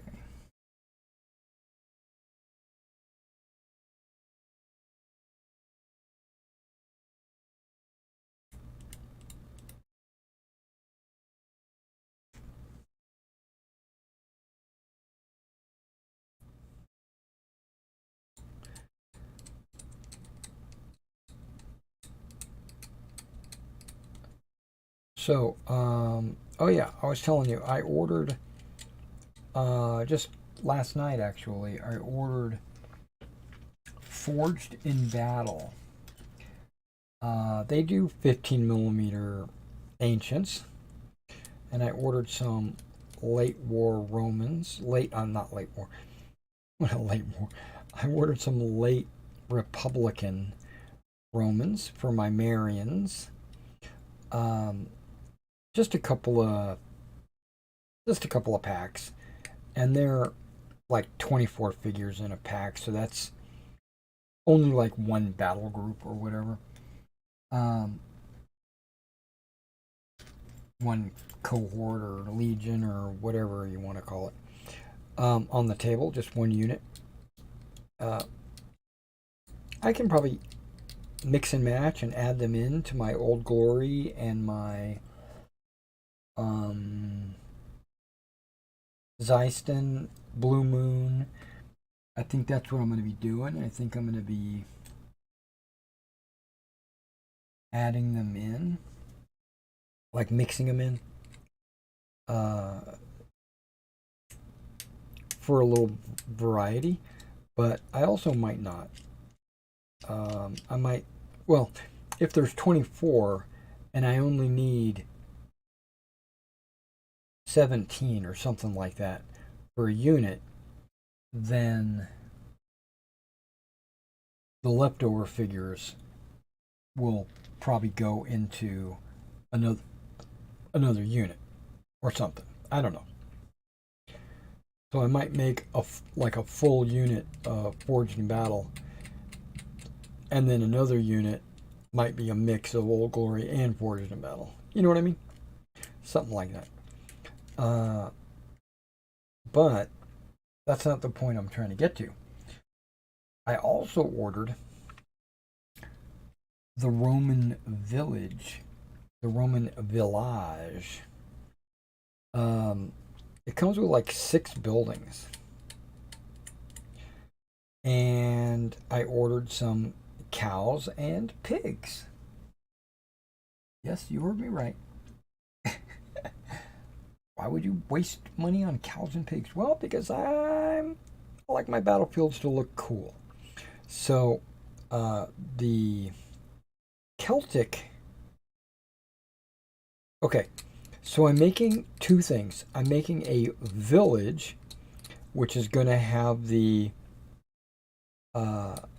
Gaelic A-frame thatched roof huts,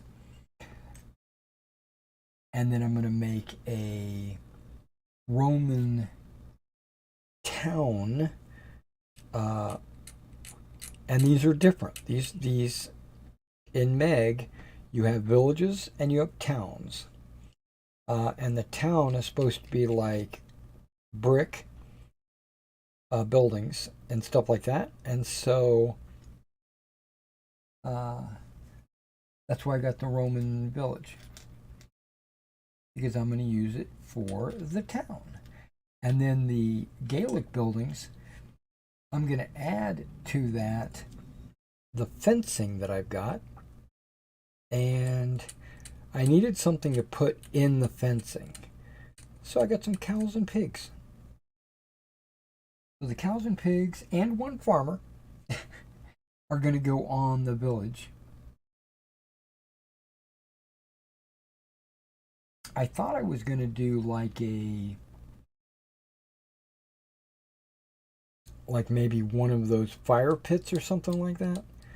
Um, but I've decided against that. I think I'm going to put the fire pits on the medieval campsites. And now that I've gotten into this conversation, I just recently decided I'm all over the place. I'm going to have to tell you, man, I'm all over the place when it comes to my ancients. But I'm putting together Maximus armies, right? And that way, if I'll have everything. But in the meantime, maybe tonight, I'm going to go through my current armies and see if I can fit them into Pacto. And then, on top of that, see if I can fit them into Magna. Because I prefer to play Magna.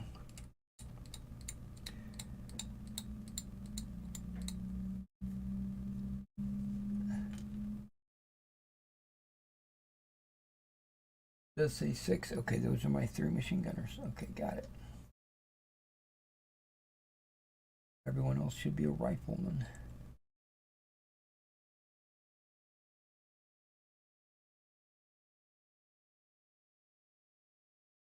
And I'm really just cleaning off their helmets with the burrs. And then I'll clean off their helmets with the glue at the end.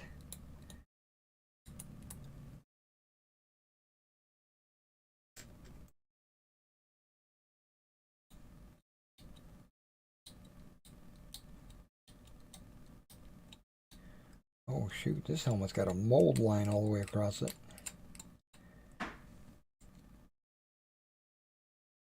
Does the rest of his body have that? No, just the helmet.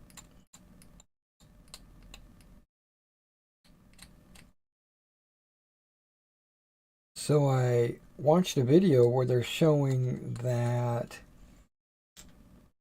the Russians today are still using these World War II helmets.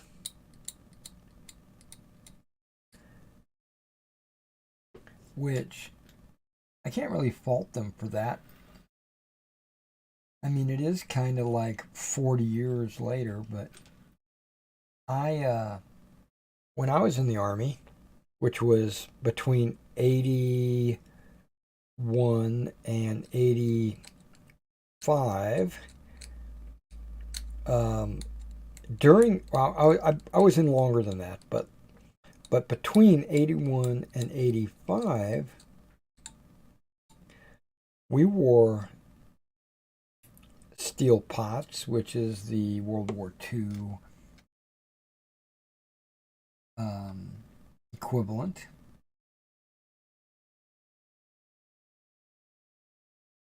But then I left and then went back in.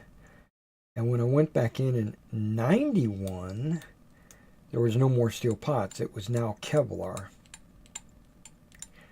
So I don't know what year they changed or whatever, but at least in 91 we had Kevlars. And I look at the Russian army today, like in Ukraine or wherever, they're still fighting in steel pots. Which people laugh about, but I'm not laughing. Because I'm going to tell you, that Kevlar is worthless. the steel pot was probably safer. And the reason why I say that is I had a teammate that was running in a, okay, are all these different? They must all be different. He ran an experiment. He put basically a one, because he was, this is new, he was testing it out. He took a Kevlar, just sat it on a tree stump, and then took a blank, okay, blank, which has less powder than a rifle shell. He took a blank and a cleaning rod for a rifle. He put the cleaning rod in the barrel and fired a blank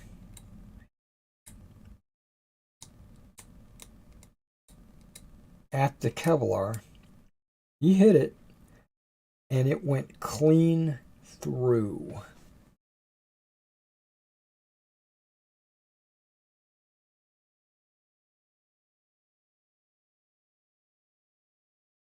Yeah, he's different too. That's odd. Okay, but this guy and this guy look the same.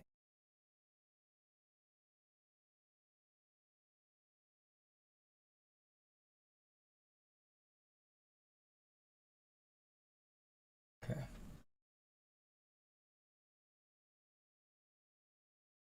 I'm trying to figure out the differences because when I put them on their bases, I want to kind of scatter them around so I don't put the same two guys on the same base.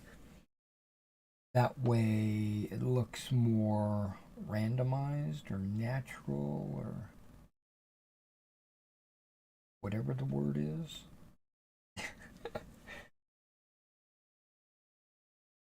Yeah, when I say clean through, I don't mean it went in one side and out the other. If you're familiar with cleaning rods, I don't know, they're like 7 or 8 inches long, or maybe it was 6. I don't know, but they're approximately that long. And you got your helmet like that, and the cleaning rod went in one side, and it was like all the way in, right? So it went in at least 4 inches. And we all said to ourselves, if we were wearing that and somebody fired a blank with a cleaning rod, they would have killed us.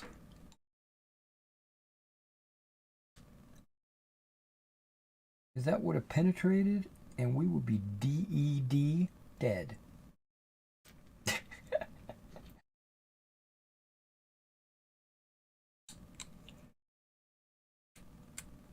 And then, of course, he got punished. Not very severely. I think it was just a slap on the wrist.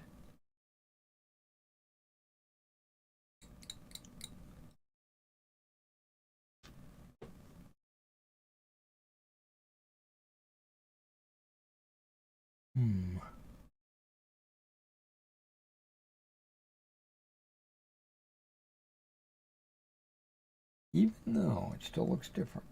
Okay.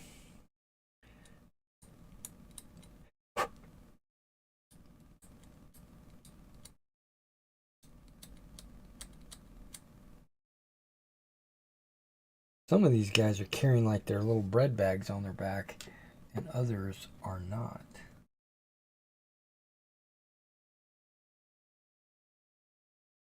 Man. Hey.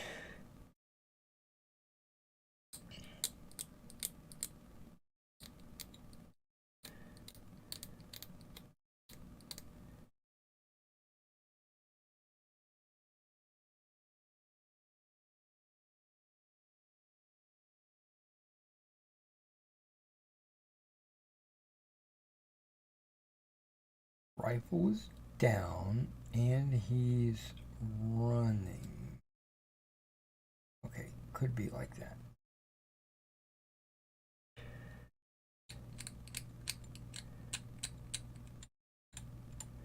I don't know if I'm going to be able to get to the T-34s today.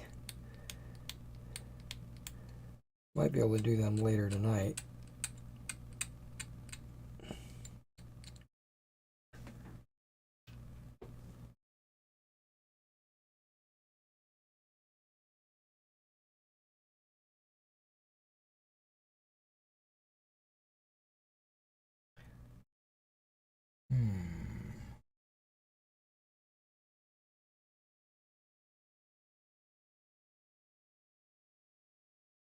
He is not him.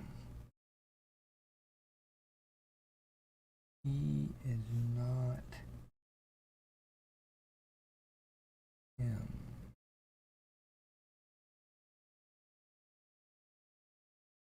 Maybe he is. Hang on. Yeah, there we go. Those are the same.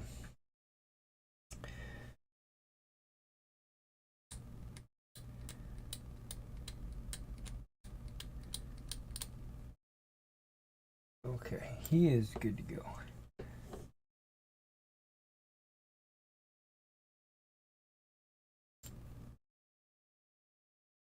Just like him. All right.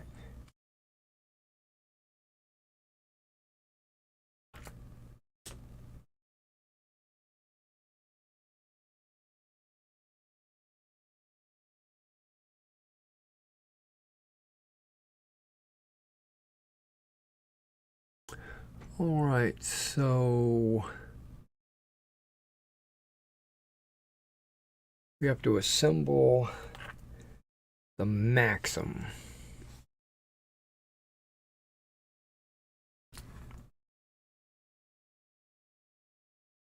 Everything is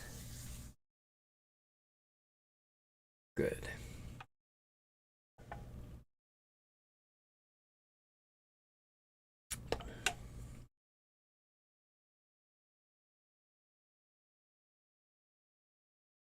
Okay. Not you guys.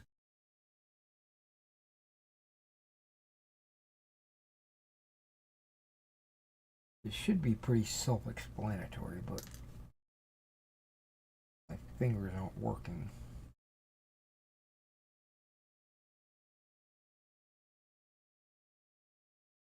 Oh, that went together.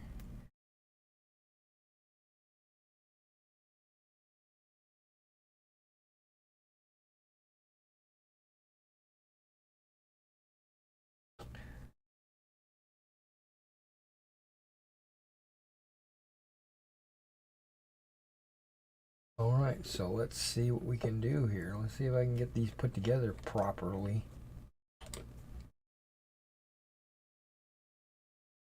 without dropping in the garbage can.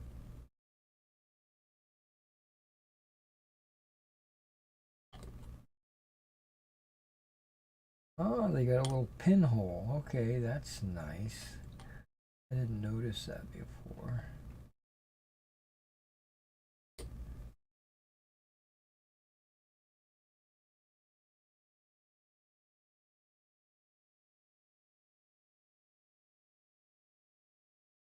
Wow, that just fell together properly. Almost like it was built to do that.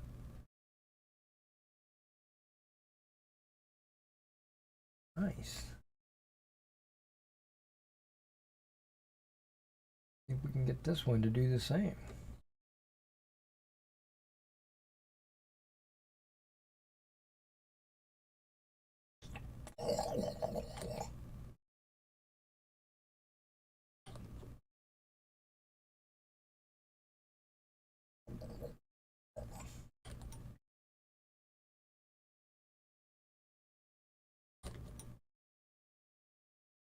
Drying before I even get a chance to put it down.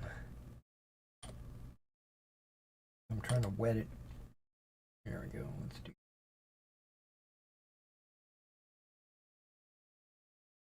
Plop, plop. Plop, plop. Okay, come on. Squeeze that biatch.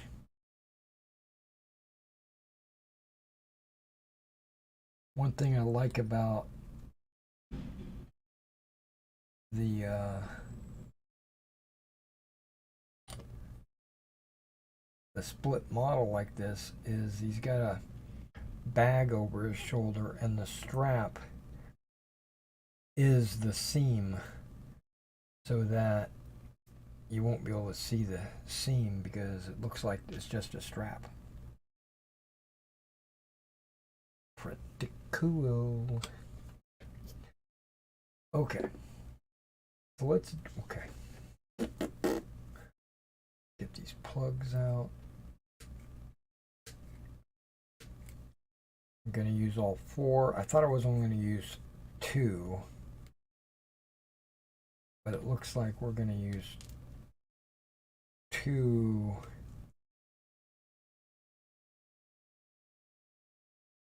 per machine gun.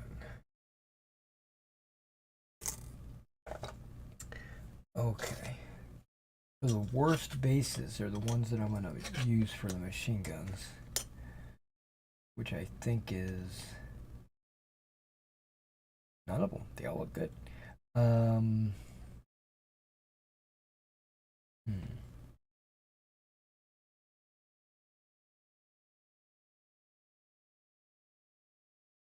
We'll use this one because it's pretty obvious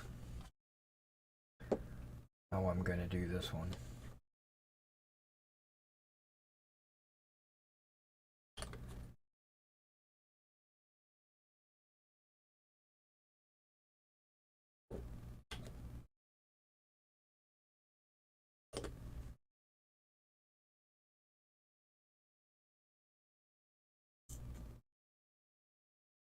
Plug 1.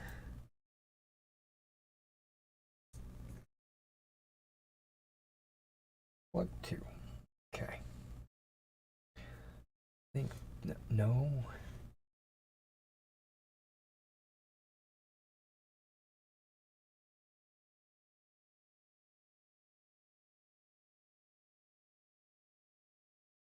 You know, this one looks like the next best option.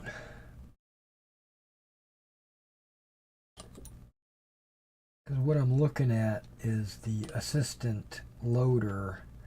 He's got to go in one of those holes.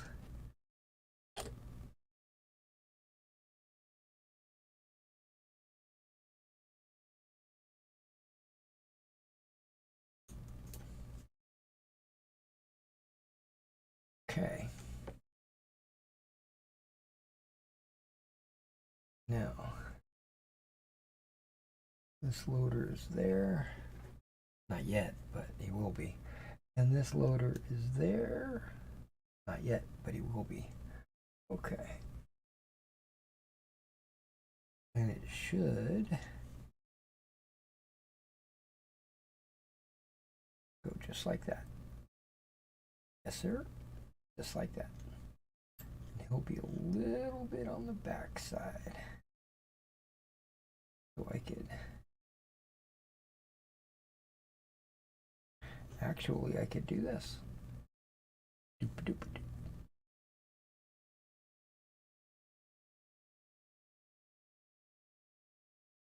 Yes, just like that. Perfecto.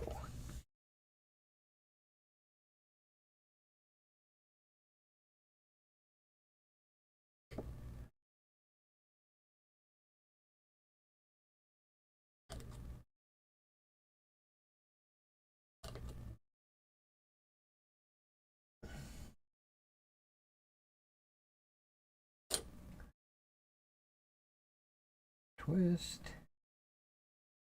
You're in the right spot. There we go.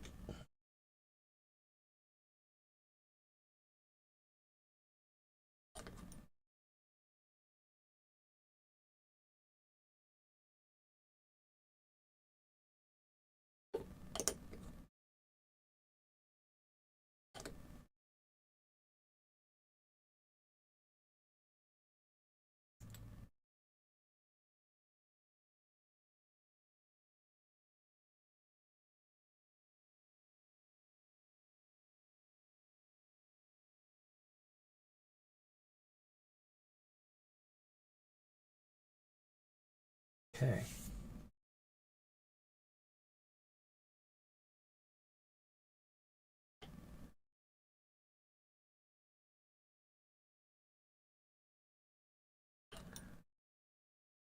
I don't know how good this plastic glue is going to work on this machine gun.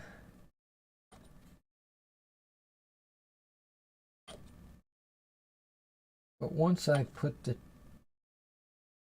texture paste, that's going to help seal it down.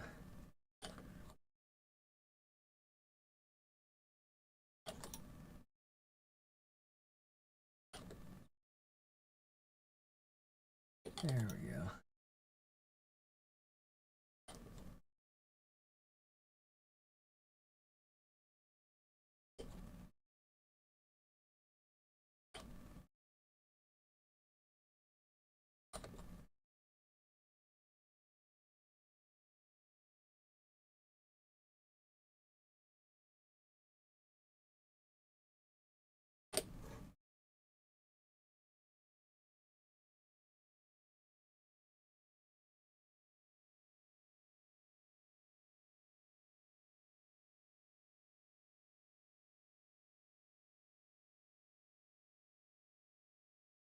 Okay, I'm not sure about that, but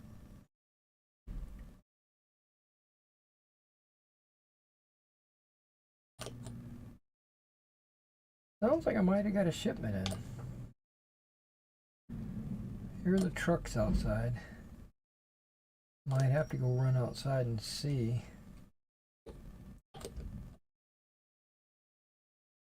Okay, that's just preparing that.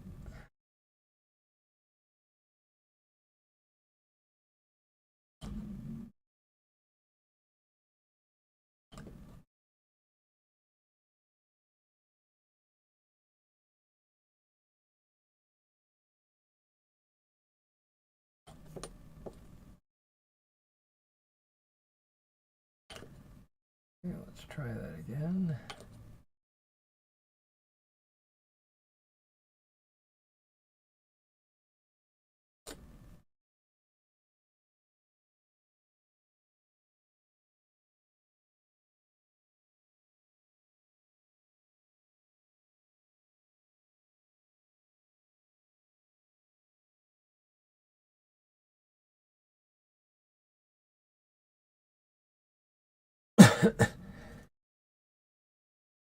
Okay. That looks pretty good.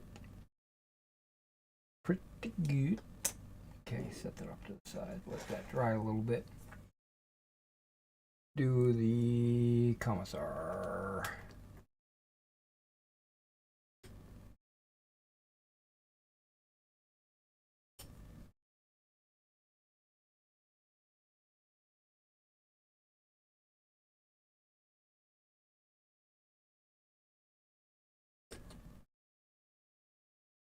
Trying to decide if I like the commissar in the front or in the back.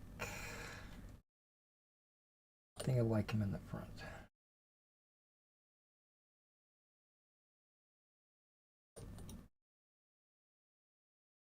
Wow, this plastic is either soaking this stuff up.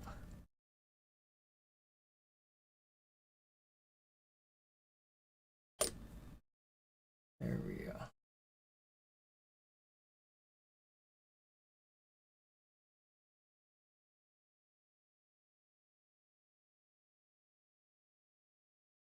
I'm going to put it together just like the picture, where it shows a guy firing his rifle.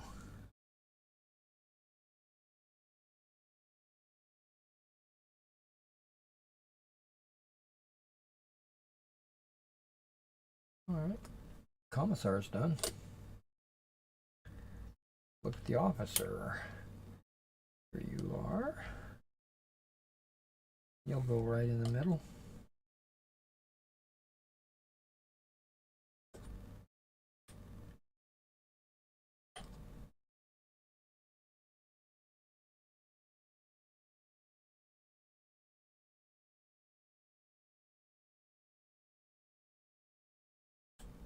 Yeah, that looks good.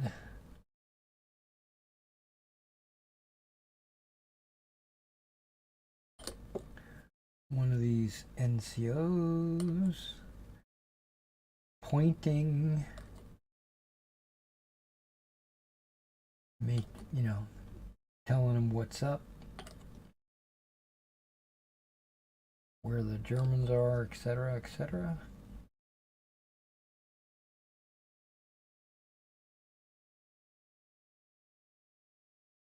Dang, that stuck like right away.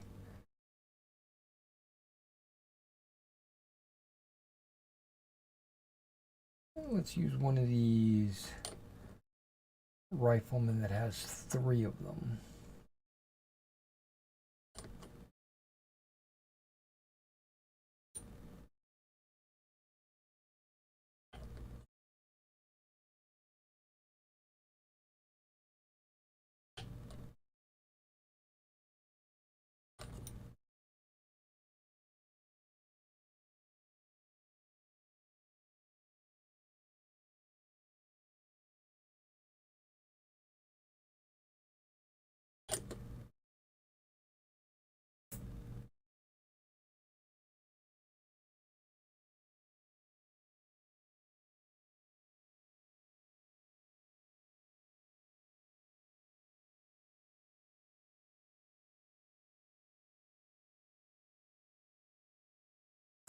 Well, there's the officer. All right.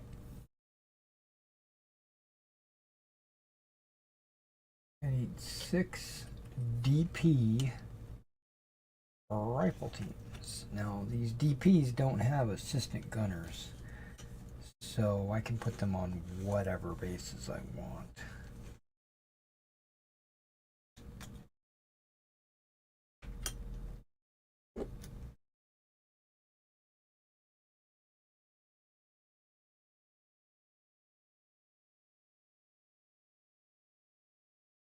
I'm trying to visualize. I think I like that best.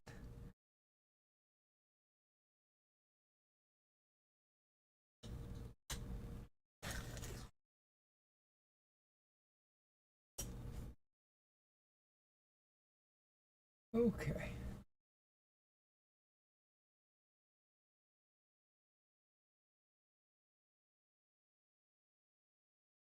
Got a DP on one and an NCO on the other.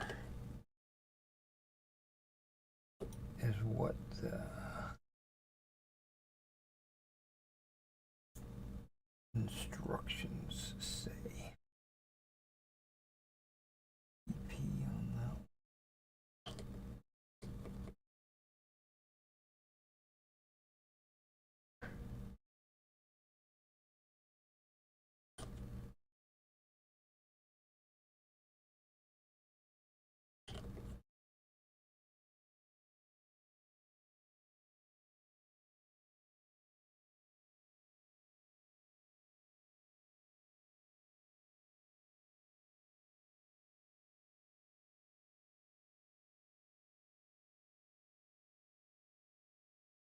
Okay.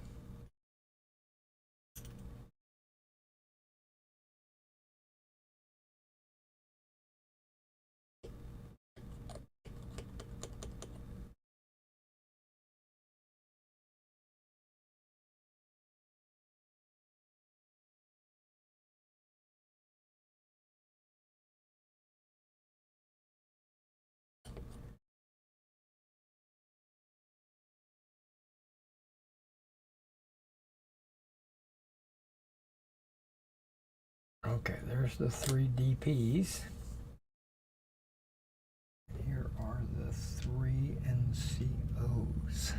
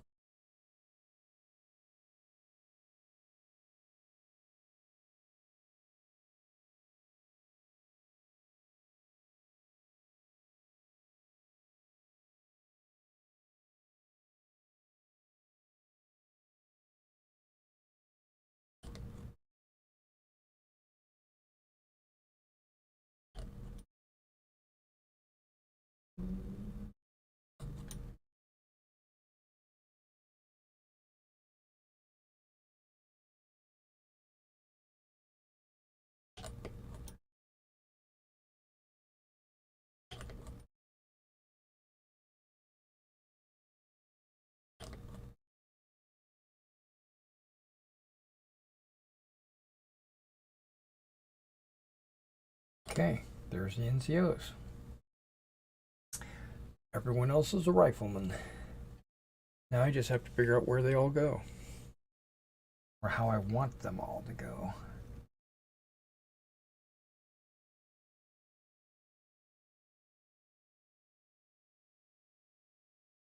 Okay, there's 2 kneeling riflemen firing. I would think they would be best on this machine gun. But I'm not going to put a kneeling firing on both. Just one. I want them to look different. Unique. Okay. That's one.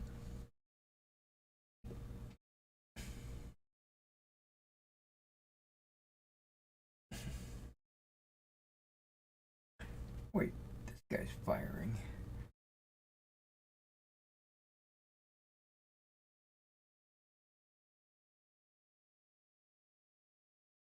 Okay. The 3 standing and firings. Gonna be 1 per squad.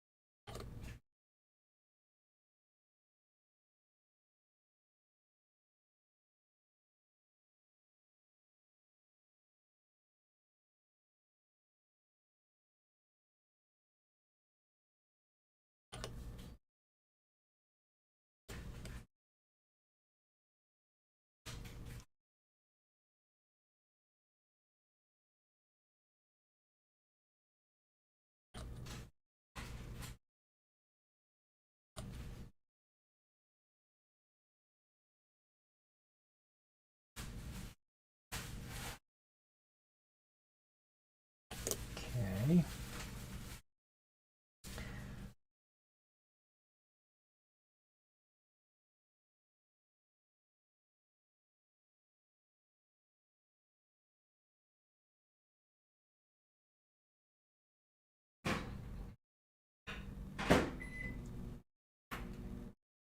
These guys all look unique.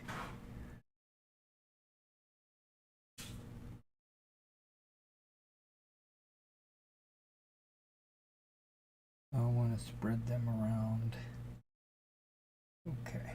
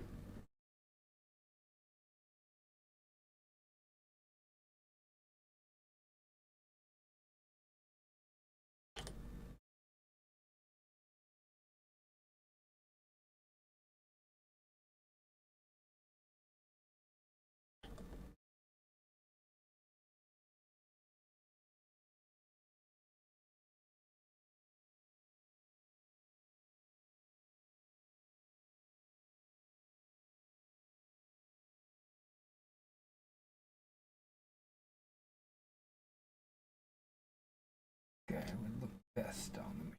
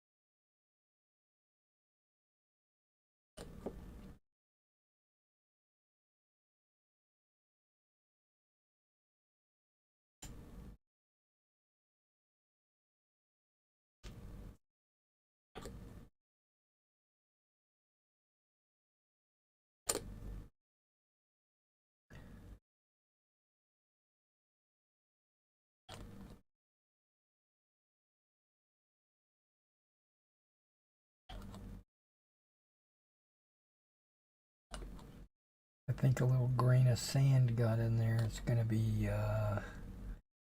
maybe not a flat. Okay, it is. It's good.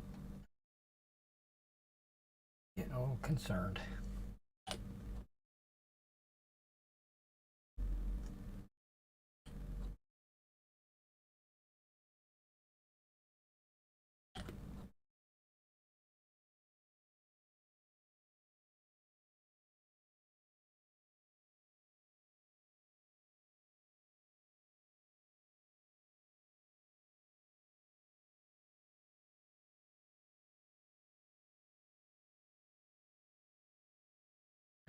Wait, there's 1, 2, 3, 4, 5, 6, 7. Okay, I got 7 guys right there. Okay, we're good.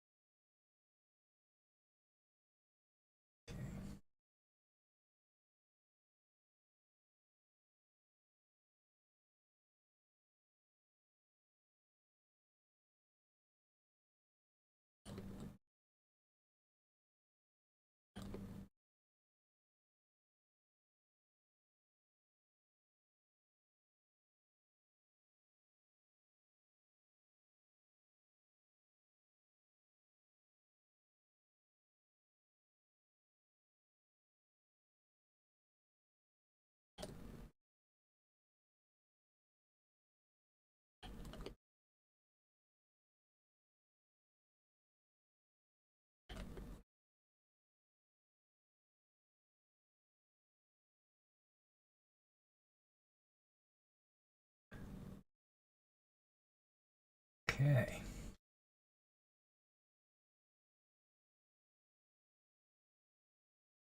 Bringing you right up front.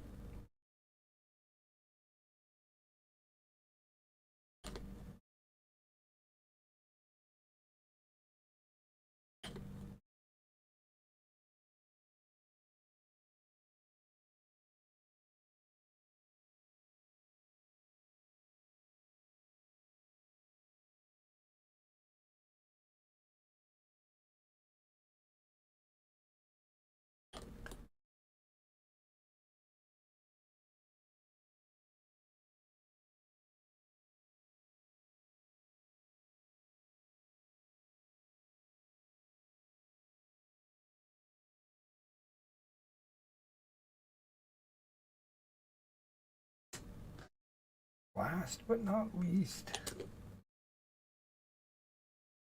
Okay, maybe he is the least.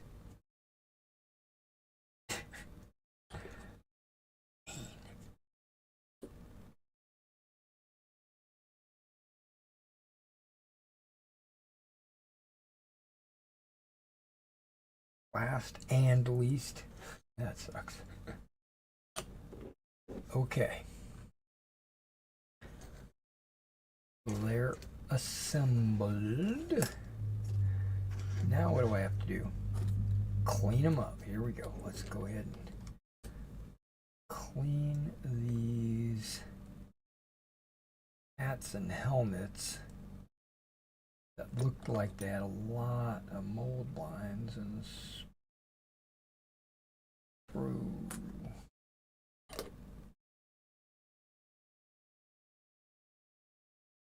Little extra plastic just dissolves once you hit it with that glue. It just poop, gone.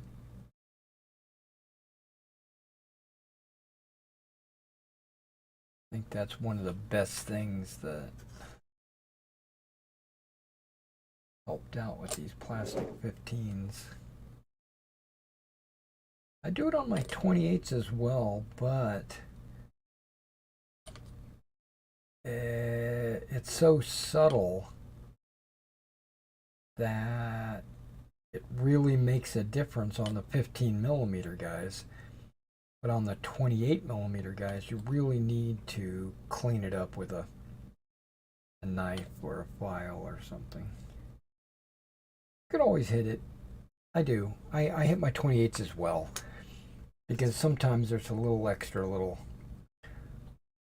plastic, because like when I'll do my scraping, sometimes there's a little plastic left behind.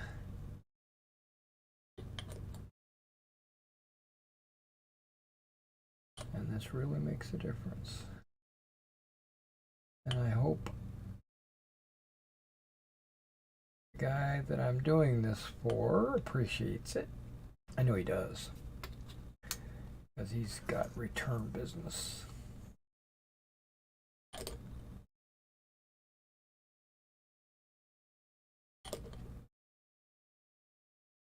I have a whole 28 millimeter French Napoleonic Army as part of this commission as well.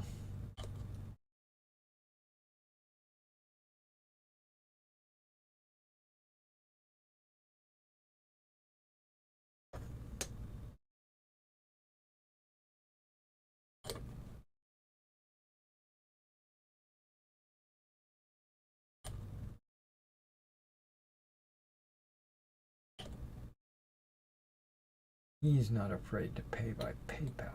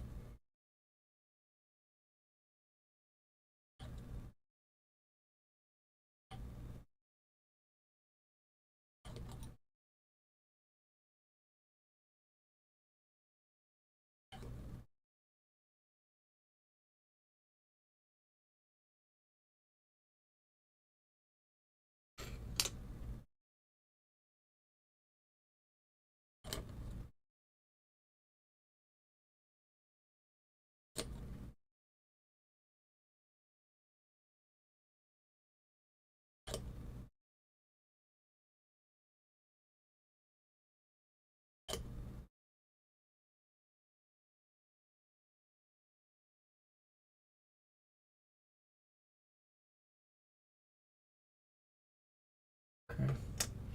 Now I know on some of these machine guns, like the gun shields, need to be hit because there we go. They had some serious mold lines that I was trying to scrape.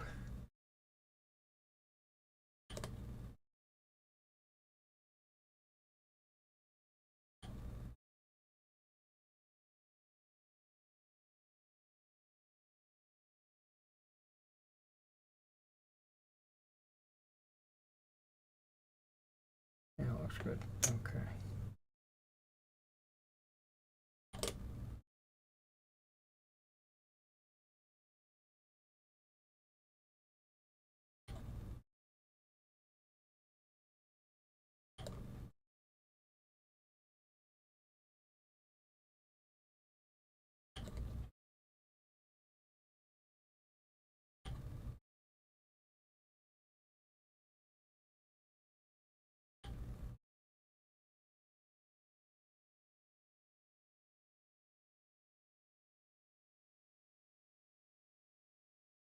Yeah, a little plastic dangling from his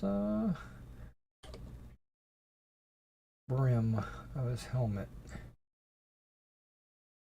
Okay, which is now dissolved. Okay, so now we've got 2 Russian machine guns, 6 infantry teams, the leader, and a commissar.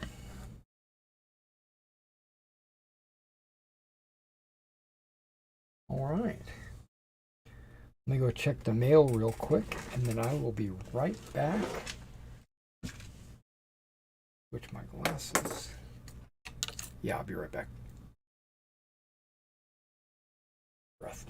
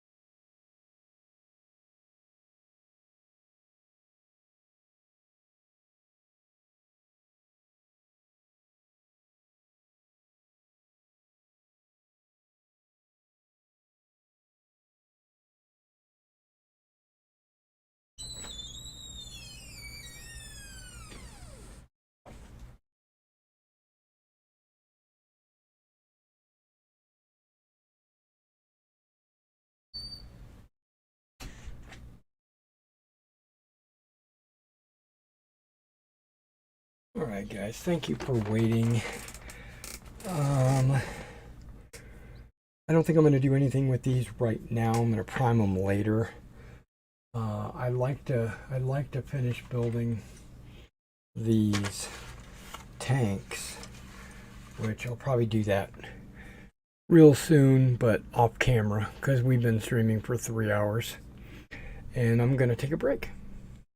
All right, guys, thanks for coming out and watching me and chatting with me and keeping me company while I was doing this. And